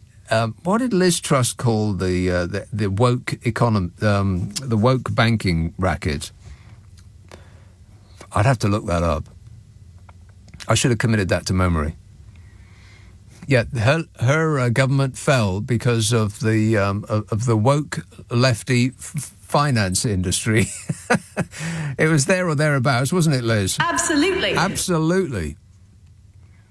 Yeah, so I don't know. Maybe I'll talk about him in a minute. Maybe you'll talk about him in a minute. 0345 6060 973. Friday, Saturday, Sunday night at 10. Nick Abbott, LBC. This is LBC with Nick Abbott. This is absolute tosh. 0345 6060 973. Brussels, Emma. Hello. Emma. Hi, Nick. How you doing? Great, mate. So, a couple of things. So, first of all, just to clarify, your lady earlier, your regular caller, what she was trying to say was the wood wide web, which is this amazing thing that we've learned about trees and how they talk to each other. That's what she was talking to. How fungi. They don't really talk to each other, do they? Well, yeah, they do. They do. Yeah. So that's Merlin Sheldrake. That's who she was trying to say. He has shown. He wrote this amazing book that won the top science award last year about this. You know how trees talk to each other, and it's absolutely incredible. And it's all fungi, fungus. It's just such an amazing thing. So that was one thing I just wanted to discuss. Right. There's a fungus among us, and it's talking to each other. Yeah, that's it. So two other points I wanted to make. The second one was around, and I don't think I've heard anyone talk about this, Harriet Harman. Harriet Harman and how amazing she was on Wednesday. And, you know, she lost her husband just a few months, weeks ago, really. And there she was, just being amazing in that role as the chairman of the Privileges Committee, and how she just managed that situation. She wasn't partisan at all. She just was so respectful, and yet she actually got to the bottom and got to the crux of the situation, and said, while wearing a chain that looked like it was heavy enough to secure a ship to a dock.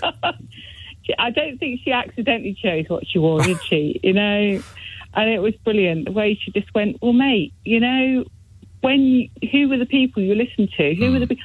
Your yes men. Your yes men told you that you were in the rules. What I find interesting is that even the right-wing press seem to have, apart from his sycophantic fan club at the Daily Telegraph, they seem to have moved on. None of them seem to be sticking up for him very much. And it's really quite remarkable that such a massive figure in public life is just going to slope away in ignominy. And then I think my third point was really around what you said around our current Prime Minister, as if he's some sort of, I don't know, good guy. I mean, he's absolute multi-millionaire. He slipped out news about his tax on Wednesday, probably on purpose. Of course. I mean, we've been asking for that for months, and he said, I'm going to just give me a week and I'll put it out. Well, it'll be next month. Give me a couple of months. And then as Boris Johnson was sitting down and the entire nation's eyes were on him, then Slippery Fishy put out his tax return in the expectation that nobody would notice, I bet. And let's not forget, this is the man who in 2019, he was signing a letter to say Boris Johnson should be our next Prime Minister. He'll be, you know, he's not without blood on his hands. All the way through, he was in 2016. Right, it's like it's the same with all of them. Please disregard everything I've done up to this point. Now believe me. Well, and he was a massive, and he still is a fan of Brexit. Of Brexit, and then, I mean, I don't know how much close you read Private Eye, but what's going on with these free ports?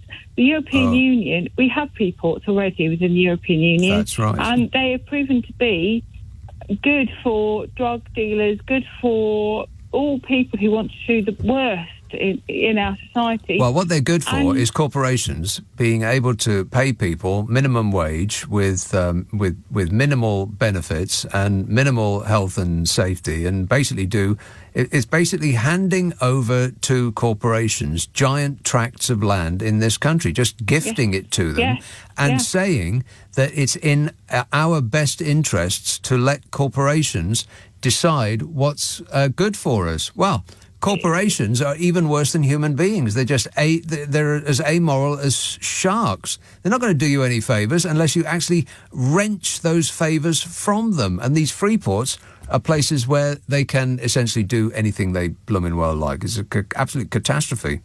The best thing they'll do is move a business from an area in which they have to pay tax and act decently towards their staff to an area where they don't have to pay tax and they don't have to do anything nice for their staff.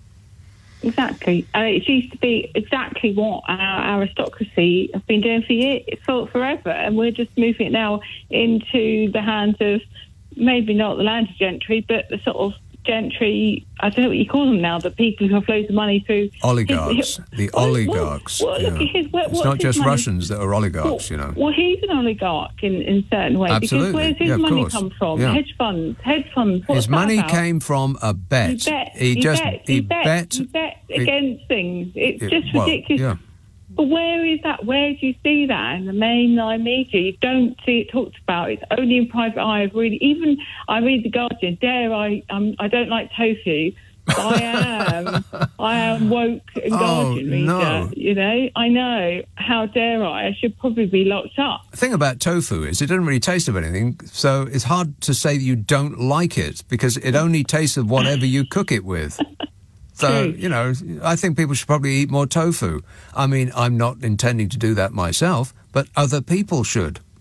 So, yeah, they were my 3 points, you know, and it's an absolute shambles. It's an absolute shambles. This guy, he's in charge, and he's almost worse than the last two because he looks respectable. He looks more reasonable, but he's taking us along the same path in quite possibly a greater speed. Certainly that Boris Johnson. Of course, nobody was faster than Liz Truss. Absolutely. I mean, she went like warp speed to catastrophe.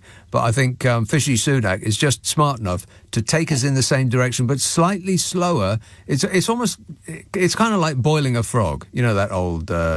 Kind of story saying. About you can boil a frog as long as you just heat it up slowly. Don't stick it in a pot of boiling water, or it'll register its complaint. And this, again, Nick, I have to remind you, you have to read. I know you don't want to read. I know you don't read books, but the way we live now. We all need to be reading, or at least watching the DVD of The Way We Live Now, because it absolutely is all described there. Trollope had it right in 1880 or whatever. Right, he made a video in 1880? He wrote the book in it around that time. The films are made since. Right. And it just is laid out perfectly. So thank you very much. Thank you. Well, thank you, Emma. Thanks for the good advice. And I absolutely will not do that. But I appreciate you, asking.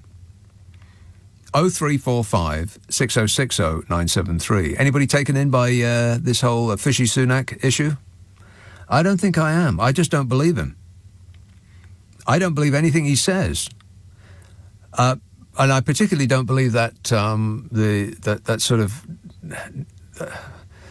that I'm just a nice guy doing my best for the country routine. Look into my eyes. No. Don't believe it. Don't believe it. And he's being painted as the reasonable alternative. You know, he hasn't got the charisma of Boris Johnson, and he hasn't got the crazy of a Liz Truss. Absolutely. Yeah, no one does. He's the sensible candidate. Well, I don't think so. How about you? Then we'll get to him after the news. This text says, when I heard about Crazy Kwarteng and Matt Hancock had been conned by a fake Korean company, I was so disappointed to find that they weren't enrolled in the next episode of Squid Game. I've still only seen a half of one episode of Squid Game. And I started it, where are we now? End of March. Around this time last year, I did, I think, 17 shows in a row. I'm doing 12 in a row now. But the first show last year was the day that Putin invaded Ukraine. And then I did 17 shows in a row, which was just one of the most exhausting things emotionally that I've ever done. Because it was 17 shows of this, the potential end of the world. Particularly when they started to launch rockets at the nuclear power plant in Zaporizhia. That was... I mean, I know, of course, that the Ukrainians have it much, much worse than me, but just, going through that every night, it was so draining. And Squid Game was, I think it may have been out for a while before, but I just got around to it. And dealing with all of that death and destruction every day, and if you haven't seen Squid Game, there's a lot of death in it. I just couldn't bear it. And it's been over a year now, and I keep thinking maybe I should try it again. I think I'll give it a go. Is this me giving myself homework? Oh no! 0345 6060 973. Text 84850. Email nick@lbc.co.uk. And if you're on Twitter, it's @LBC. Friday, Saturday, Sunday night at 10. Nick Abbott, LBC.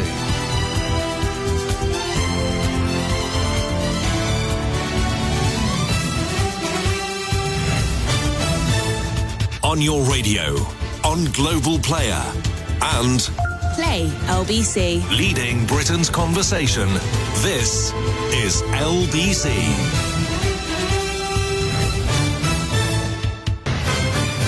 This is LBC from Global.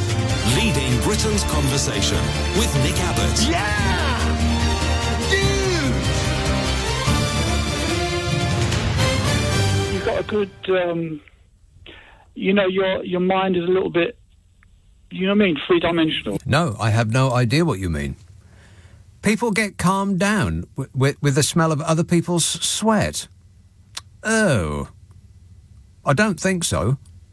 I mean, if I'm feeling anxious, do I want somebody else's sweat smeared all over me? No. I'm getting nervous just thinking about it. Lancaster. Hello, Rupert. An ecstasy of fumbling. Yes, sir. Hello, Nick. Rupert. Nick, how you doing, mate? Okay, thanks. Now, I must be one of the 1 in 10, or 10%. You are the 1 in 10. Sing. I feel exclusive. Excluded, you mean? No, exclusive. You are exclusive? What, on offer for a limited time only? Yeah, absolutely. Correct. So, right, Boris was not lying to Parliament. When? He had a few drinks with his work colleagues on a number of occasions over 2 years. Yeah. End of story. Right. Okay, well, that's a pretty brief story. No. Well, it's not brief, though, is it? It's been dragged out by the media for 2 years. You said end of story. It's a very, very brief story. Are you all right? Yeah, sorry, I've just eaten the mother of all sandwiches, which had a few crisps in it. Oh, crisp sandwich. Was there anything else in that sandwich? Ham and cheese, too. Ham and cheese and crisps. Wow, that sounds excellent. What flavour were the crisps? Ready salted. Oh, that's a bit boring. I know. Well, we've run out of the other flavours because they all go first, don't they? Yeah, well, they do, yeah. Who wants ready salted? Hands in the air? No one. Anyway, Nick, yes. Right, getting back to the main topic. Yeah, the main issue at hand. Right, it has been a witch hunt against Boris. Right, you can't deny that. I am denying it. I'm not saying that he's like the most truthful person in the world. I wouldn't say that. Right, would you say... I would say that he didn't believe he was doing anything wrong at the time. No, he didn't believe that the rules applied to him at the time. No, I think when you're working with people under a lot of stress, yeah, 18 hours a day in the same building, then you probably think that having a few drinks after work isn't a big problem. He was working in, well, who knows how long he was actually working, because where he sleeps is also where he works. So the actual hours, hours that he was at his desk doing work is debatable. But I would suggest that in an air-conditioned, comfortable office with hot and cold running staff to do his bidding is a lot less onerous than what nurses and doctors had to go through, for instance. I'll grant you that. Look, doctors and nurses went through hell, and as did bus drivers and plumbers and delivery people and all of that. Yeah, I don't think it was probably a bed of roses in number 10 either at the time. Well, they had a rose garden out the back. They seem to enjoy that. Look, he was doing a job. It was a very difficult situation. Yeah. And if he was working with people day in, day out, if they had a few drinks at the end of the day, I don't see a problem with that. Apart from the £10,000 fine that went with other people doing the exact same thing. Look, I take your point. I'm not going to argue that. I don't think that anybody should have been fined. I didn't agree with lockdowns, mate, so it shouldn't have happened in the first place. Well, I don't agree with lots of laws, but it doesn't mean to say I can break them with impunity.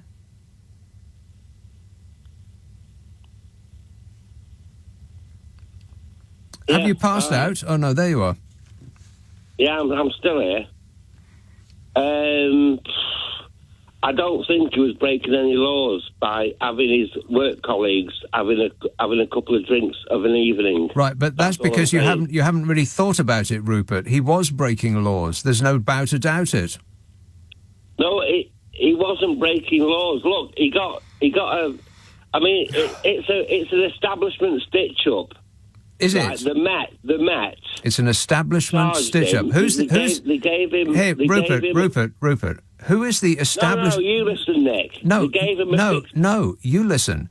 The establishment are stitching him up.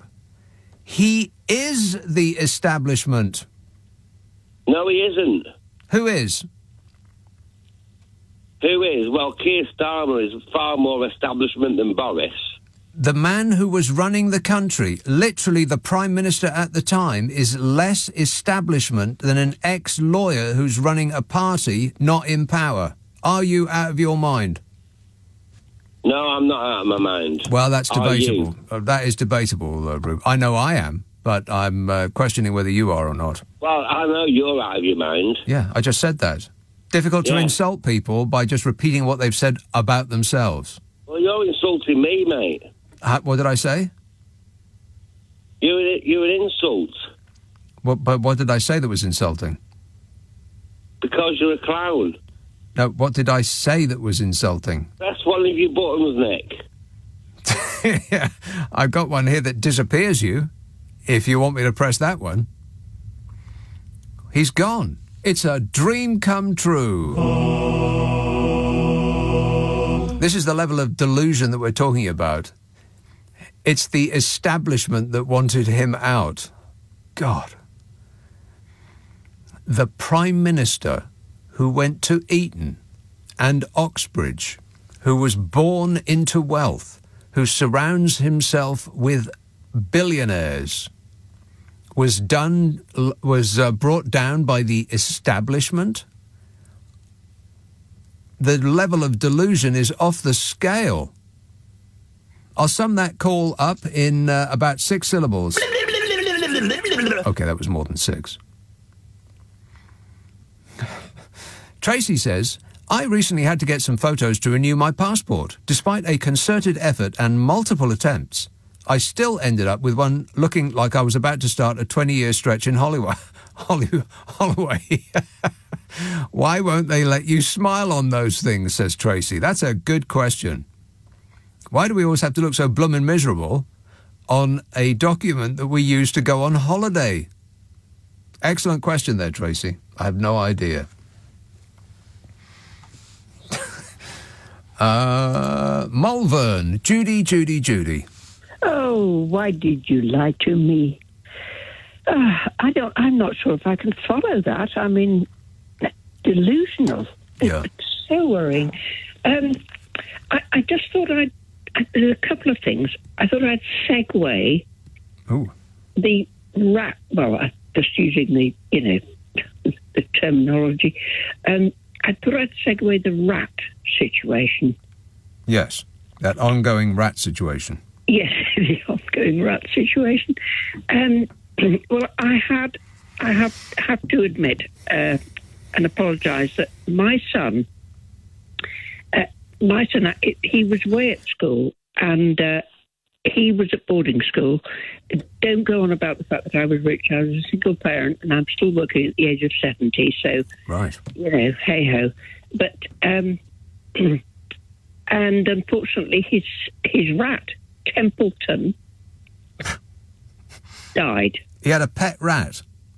Yeah, he had a pet rat. In boarding school? Well, no, that's why he left it at home. Oh. Right, so you were tasked with keeping his rat alive? Yes. And you failed that test? I think that's a good way of putting it. How did you kill it? Well, no, I don't know why the rat died, okay? I mean, it just keeled over. Yeah, it just couldn't take it anymore. And put its legs in the air. But anyway, I thought, oh my God. So I was really worried about this. So I thought, okay, well, he's not due home for about another 4 weeks. So, I'll put him in the freezer. What? Honestly, I put him in the freezer. Obviously, I wrapped it up in, foil. Yeah. Keep it fresh. Well, yes. And then it was the day he was coming home. So the night before, I took him out of the freezer. You're going to this is a true story and it sounds so ludicrous. Anyway, I got the hairdryer. Because you wanted it to look its best, yeah. Well, yes. and honestly, fluffed up, up yeah. Templeton. Yeah, backcombed it like he was the singer with The Cure, yeah. All that. And I said, I'm really sorry, but I think Templeton isn't very not with well. us anymore, yeah. And, obviously he said, he's very cold. But there is another bit to this, because unfortunately I also managed, but the Templeton wasn't my fault, okay? Well, so you say. I don't know. Yeah, however, the tarantula... What? Yes, he kept a tarantula. Oh, my God. What is up with your son? Well, I knew you'd say that. I already have a riposte, okay? Yes. He actually listens and downloads your programs. He's now the age of 40. He was only about 17. He downloads your programs every week. So, don't knock him. Well, I don't know. I'm alarmed. This is my audience. People... yes, rat lovers? Oh, my God. It's that bad. Anyway, the tarantula, who was called Mr. Crowley... Of course. After Alistair. And I knew you'd know that. So I was tasked with that. And I don't know, I had to give him water. And obviously I didn't give him enough. Water? Yeah, well, they need a lot of water, apparently. Do they? Yes. Tarantulas, and insects, but they need water. The insects I could drop in, but the water I had to sort of hold the container and put it in the glass cage. It was just too much. And I'm afraid the tarantula didn't live either. It died too. Oh, my God. It's like a massacre over at your place. I'm sorry, but, I just thought I'd let you know. I don't care how much you ask, Judy. I'm definitely not coming over for tea. It's okay. I completely understand.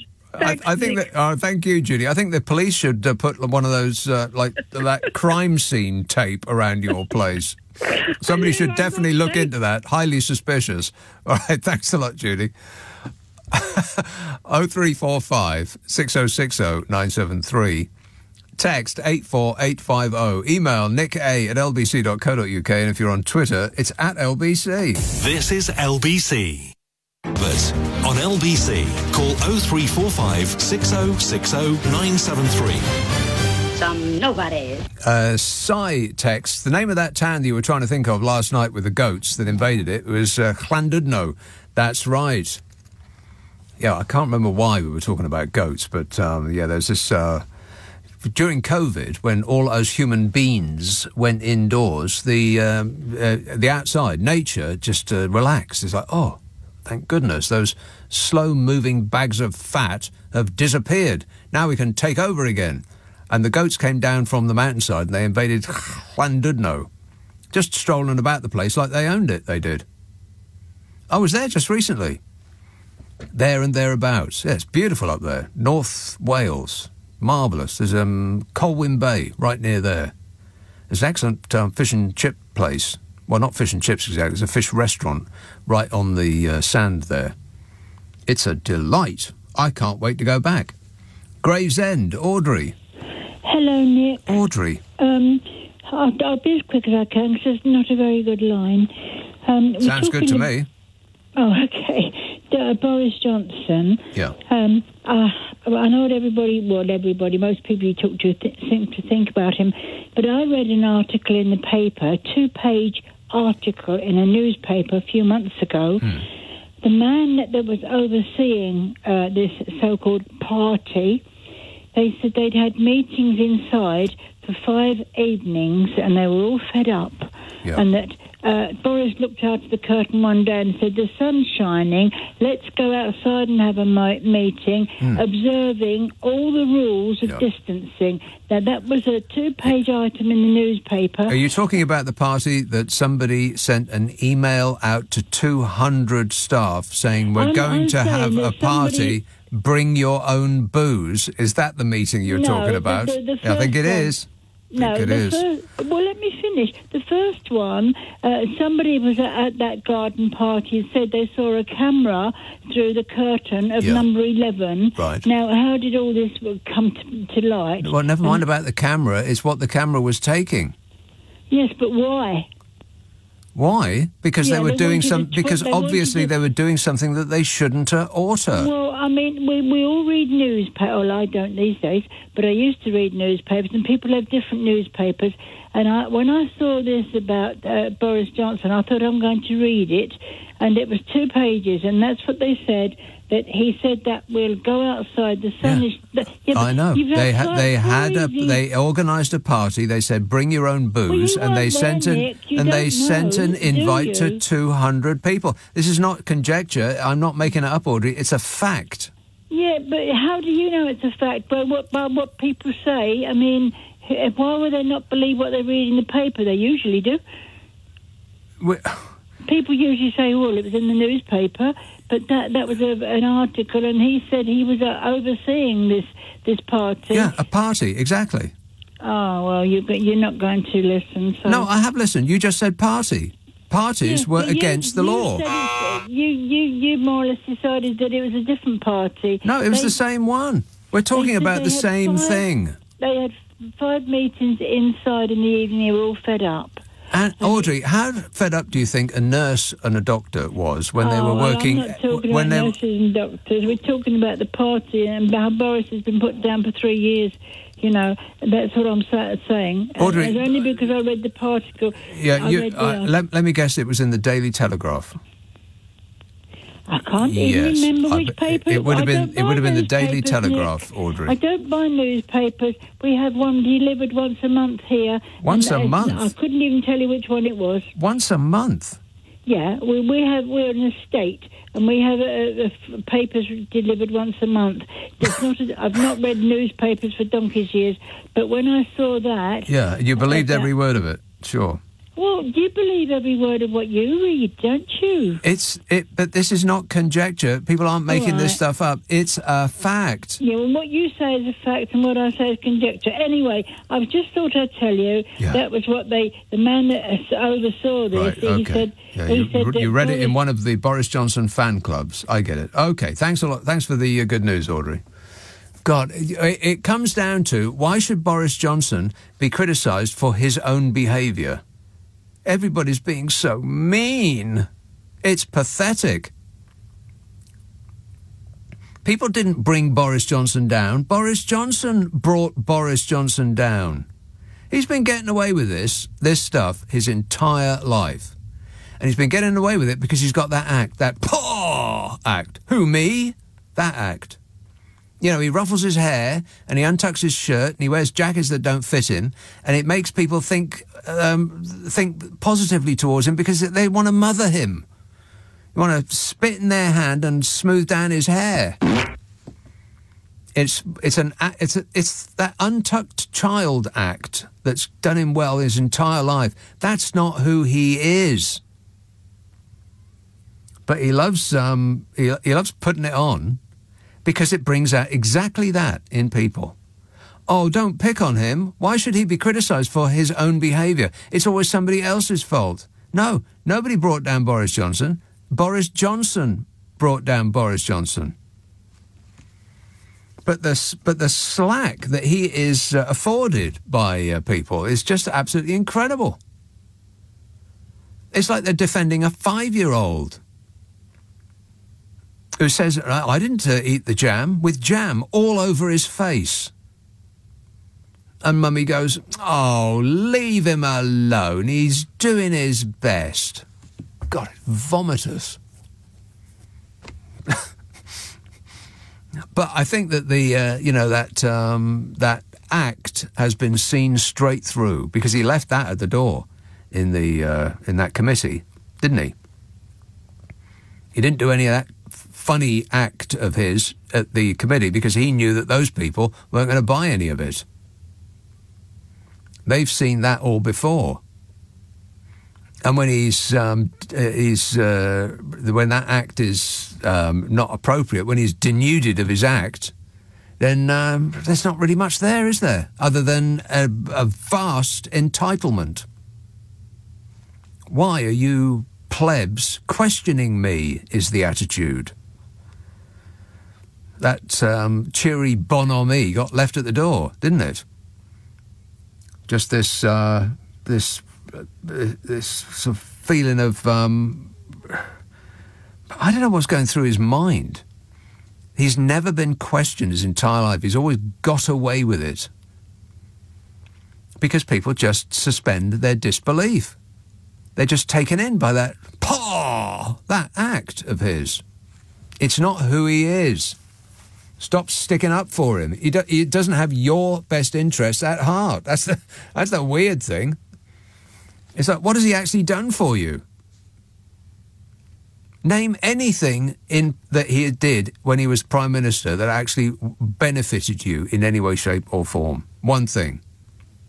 Don't call up and say, got Brexit done, because he didn't. It isn't done. It will never be done. Think of any of the promises that he made to get you to vote for Brexit. Name one that he actually delivered on. I'll make it really easy for you. One. You can't. No such thing exists. It was lie after lie after lie after lie after lie. And then, having hoodwinked a nation, he swans off and makes £1 million in about 4 weeks. Doing his act. To a credulous audience who seemed bizarrely willing to pay him 6-figure sums for 15 minutes of stand-up. But people still stick up for him. And I can only assume one of two things. And I know I've said all this before. But it's either a loss of face. They don't want to lose face. They put their faith in him, voted for him, stuck up for him. They say they're on his side, and so they'd feel like fools if they admitted that they'd been had. So they don't want to lose face. And that's a very, very strong emotion. People feel very strongly that they don't want to do that. And the other thing is, and this is the sadder one of the two, they don't want to lose hope. People put their hope in him. He said, vote for me, I will make your life better. And they thought, because mostly it was poor people that voted for him. That's the bizarre thing about this country. The party that has proven over and over and over again, year after year, decade after decade, that they do not have the interests of the poor at heart. They're working on behalf of the super rich. The people that are more likely to vote for them are the poor. Figure that out. I think it's because they put their hope in him. They thought that, well, he can't be lying about everything. So we'll believe him when he says that our lives are going to get better if we vote for him. And that's the thing that you really don't want to lose. I mean, losing face is just embarrassing. You feel foolish. You know, you feel like an idiot, stupid, like you've been had. You were daft enough to believe all of that flannel while everybody else was yelling at you, don't believe it. But you went ahead and did it anyway. So that is embarrassing. But if you lose hope, I mean, that's crushing. So nobody wants to give that up. And so you cling on to this feeling that, oh, okay, well, maybe it will come right. If only the establishment would would leave him alone. He's doing his best. God. Wake up, people. It's later than you think. 0345 6060 973. Text 84850. Email nick@lbc.co.uk. If you're on Twitter, it's @LBC. Friday, Saturday, Sunday night at 10. Nick Abbot, LBC. Oh, look at the time, 12:30. The news headlines with Tim Daly. Leading Britain's conversation. Nick Abbot. Alexa, send a comment to LBC. Well, the whole world's gone crazy. Yeah, no doubt. And this is the epicentre of it. Fred texts, I've seen far better musicians in pubs than Ed Sheeran, but my wife says he's nice.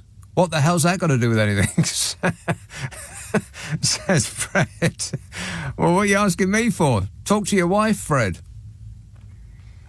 This says, I have one of those infernal Google Nest devices, and I can only use it as an alarm clock. A few months ago, I said, as usual, hey, Google, shut down, and it promptly refused, telling me that it could not respond to direct commands. After several attempts, I tried a different tack. Hey, Google, please shut down. I've had no trouble since. But why should we have to be polite to a computer? Yeah, good point. Please and... Thank you. Yeah. Well, you should always be polite all the time. Be polite! Or he'll kill you. Let's have, let's see, Enfield. Hello, Tony. Hello there, Nick. Yes, hello there, Tony. Sorry? Yes, Tony. Hello there. Hello, Nick. I'd like to speak plain English. Boris Johnson is a liar. When he goes to the Parliament, they say he's misleading. No, he lied to them. He lost 2 jobs in the City of London prior to becoming the Mayor of London, and he lost those jobs through lying. Why can't we speak plain English and stop beating about the bush and the... Well, you're saying it as though no one has said that before. I think people have been saying that over and over and over again. I mean, that these are established facts. Well, not the broadcasters and celebrities and that sort of thing. They don't seem to use the word liar. He lies. I think they do. He's a liar. I think they do. I've never heard them say liar. They said, well, he's... I think he's beating about the bush and he's this, that. They're making excuses for him. This is the biggest liar this country. He should resign. And that's one of your previous callers, the lady says she reads a newspaper once a month. That's so bizarre. Who gets a newspaper once a month? I mean, why would you repeat what you've read in a newspaper anyway? I can't. Anyway, listen, I'm going to listen in for... I'm trying to get to sleep, but I can't sleep. Your programme's too interesting. Well, you want to calm yourself, Tony, just to put your brain into an alpha wave. Breathe in and breathe out, and imagine the air is going out through your ribcage. Breathe in. Are you breathing in? Tony? Oh, he's gone. Maybe he breathed in and then was waiting for the instruction to breathe out again, and it didn't come fast enough, and he's passed out. If that is the case, Tony, then I apologise. I am very sorry that I screwed up. I am very sorry that I screwed up. Totally screwed up. I mean, I am so sorry. You don't know how sorry I am. How sorry I am. He's sorry. I'm sorry. He's very, very sorry.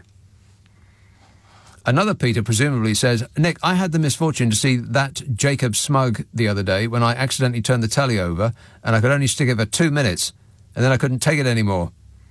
It seems to be the home of every right-wing nut in the country. Yeah, if they can have 2 right-wing channels, why can't people have the left? Why can't people on the left have a channel on Freeview as well? But then again, these channels are funded by billionaires. That's right. Then very, very few left-wing billionaires, or even middle-of-the-road billionaires. What's bizarre about money is it seems that the more you get, the more desperate you are to keep it. I mean, you know, if I was a billionaire, I'd be throwing it around like a drunken sailor. I'd just be walking up to people in the street and giving them, a pile of fivers. Because you could do that all day long, 24 hours a day for the rest of your life, and you still wouldn't chew through your cash. And imagine the happy faces you'd see. I'd be looking on the news for people with sad stories and contacting the news to ask for their address, and I'd just squirt some money up their house. But that's not what happens, apparently, when you become a billionaire. You spend every waking moment trying to think up ways not to pay any tax on it. It's mystifying. But I guess I'll never know what it's like, because I'll never be a billionaire. Correct. Kevin emails, was the 5th Kevin coin? What does that mean? What does that mean? You were talking about band earlier. A band? It's been a while now. Oh, okay. Well, I'll just ignore it and move on. Pretend it never happened. Let's have West Devon. Hello, Rose. Oh, hello, Nick. I wasn't going to ring again, but something happened today. Yes. So I've got two points. The first is I was out walking. It was drizzling. It was cold. And as I went along, I thought, what are those twitterings going on? And I was looking sort of in the bushes. Yeah. Couldn't see anything at all. Twitterings? And I realised it. Twitterings. Twitterings? And I realised... Yes. Twitterings! Yes. And I realised that, in fact, I haven't been breathing. That advice you gave that bloke, I started to breathe. I must finish my story. It was in the sky. It was high up. It was skylarks. I mean, it was cold, it was damp, or a skylark. Yes. You know, and I haven't heard this since, I suppose, last late spring. Is that the Skylark? Time. That's the Tweety Bird song by, what's his name? Well, I was going to say that I thought it was taking a bit of a liberty. I know you love the Tweety Bird song by Paul I do. Williams. Well, yes. who doesn't? It's always number one when Classic FM does their charts, isn't it? What's it called again? I know. The Lark Ascending. The Lark Ascending, yes. What a great tune. And so you heard a lark ascending?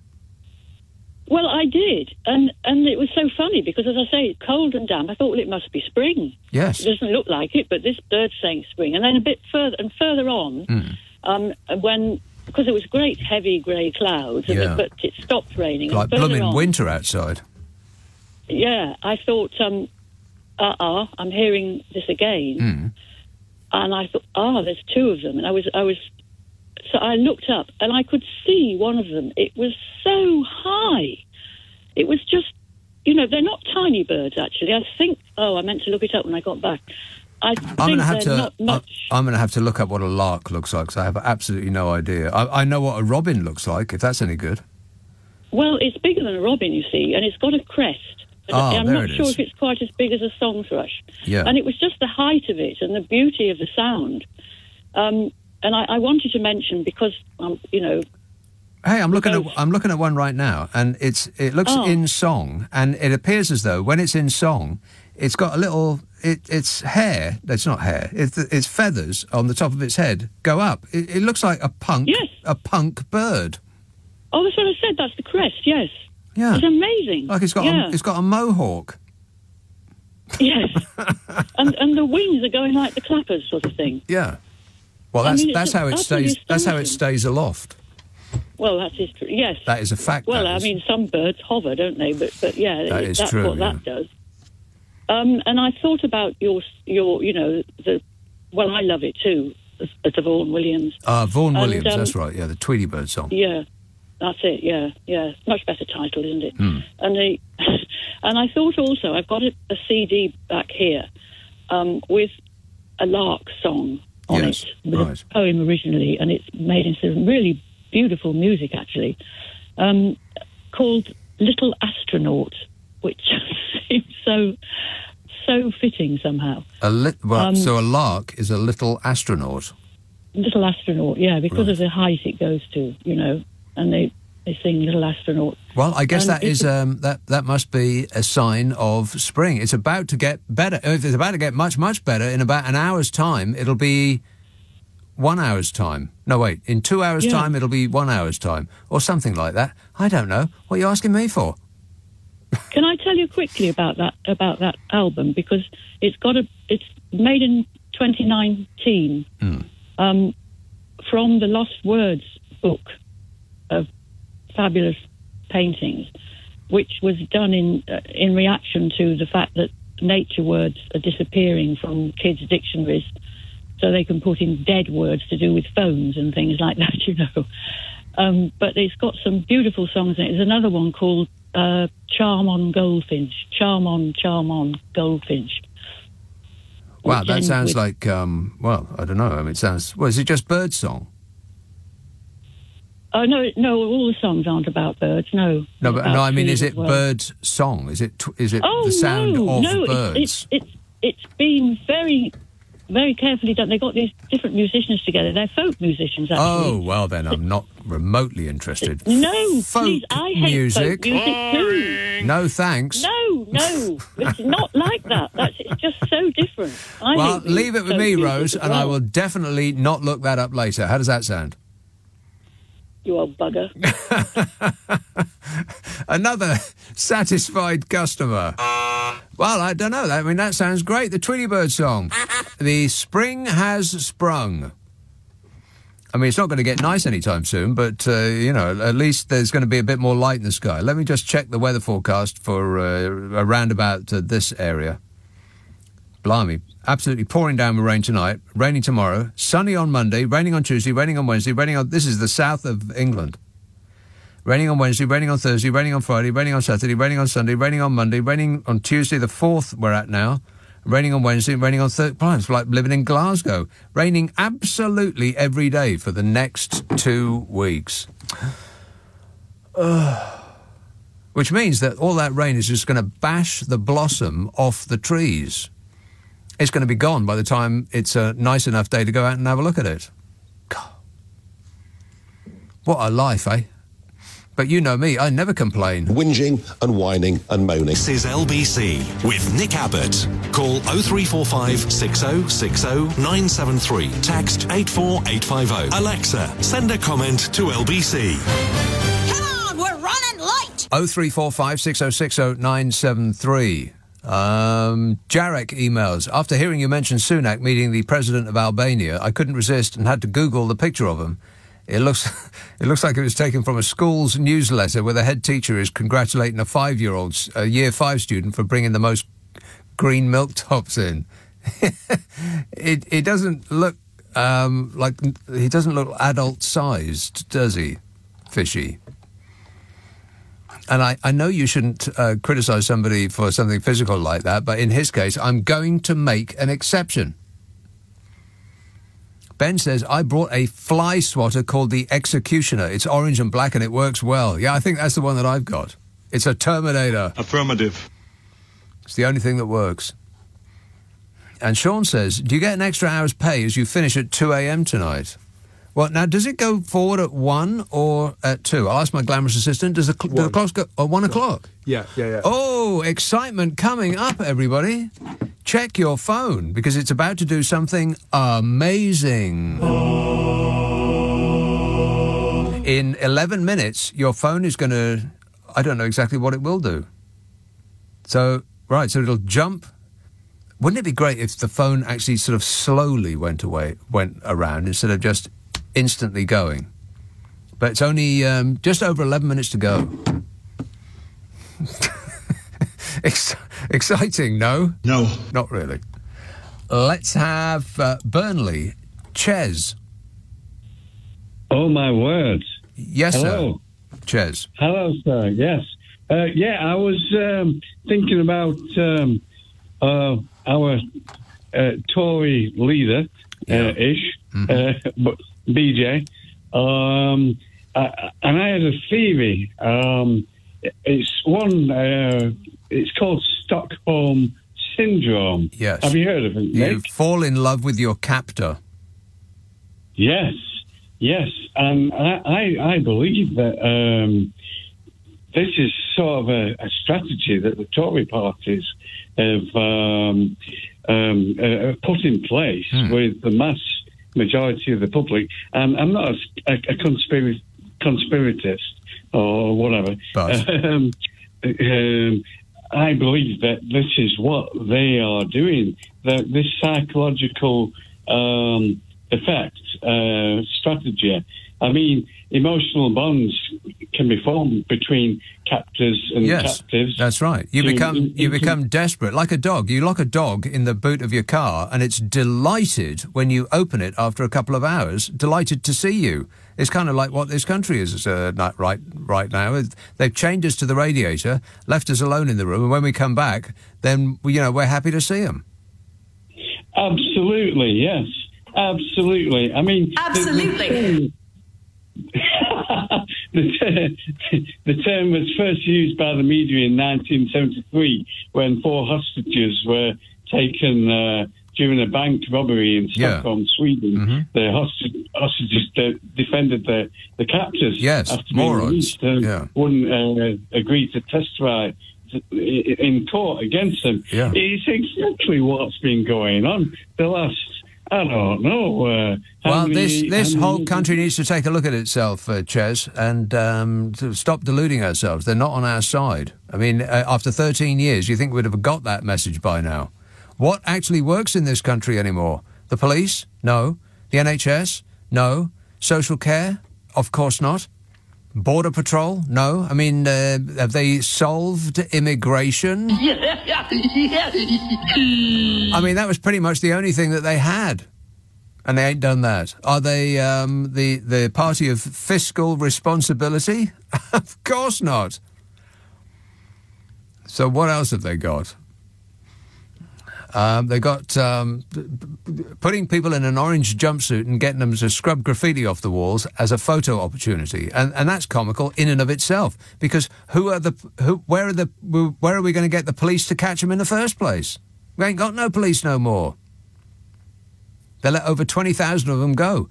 With natural wastage, we need something of like 45,000 new police officers. So who's going to be catching these people, or are they expected to hand themselves in? Hard-working people who do the right thing hand themselves into the police, so they don't have to bother going out and getting them. And then it'll take a year to get a court date. So it's just an absolute nonsense. But distraction, it's all they've got left. And there's just enough people who are willing, like Stockholm Syndrome, to be distracted. Just enough. And if they really need to tip the balance in their favour, then they'll bring in something like, ID cards to vote. And that might get just enough people to sit at home because they'll remember they haven't got one. Or they'll show up at the polling station and remember that they need one and they didn't bring it with them. And so they can't be bothered to go back home and then come back out again because, it's an extra 300 yards they've got to walk and it's raining. It's a little scheme that just might do it, pay off enough to get them back in again, or to get them not losing quite as badly as they otherwise would. Yeah, this country is in big trouble. Thanks a lot, Ches. Ruben says, I've just been shopping and I didn't see any cheap clothes, cheap food or cheap shoes. I could swear I remember an MP saying that we would have all of the above straight away after Brexit. Do you recall who said that, says Ruben. No, Ruben, I don't. We could have cheaper food, clothing and footwear straight away by getting rid of the protectionist anti-trade tariffs that the EU imposes. And it would be very good for the British people, and it would provide certainty. And I think once there's certainty, the country will begin to reunite.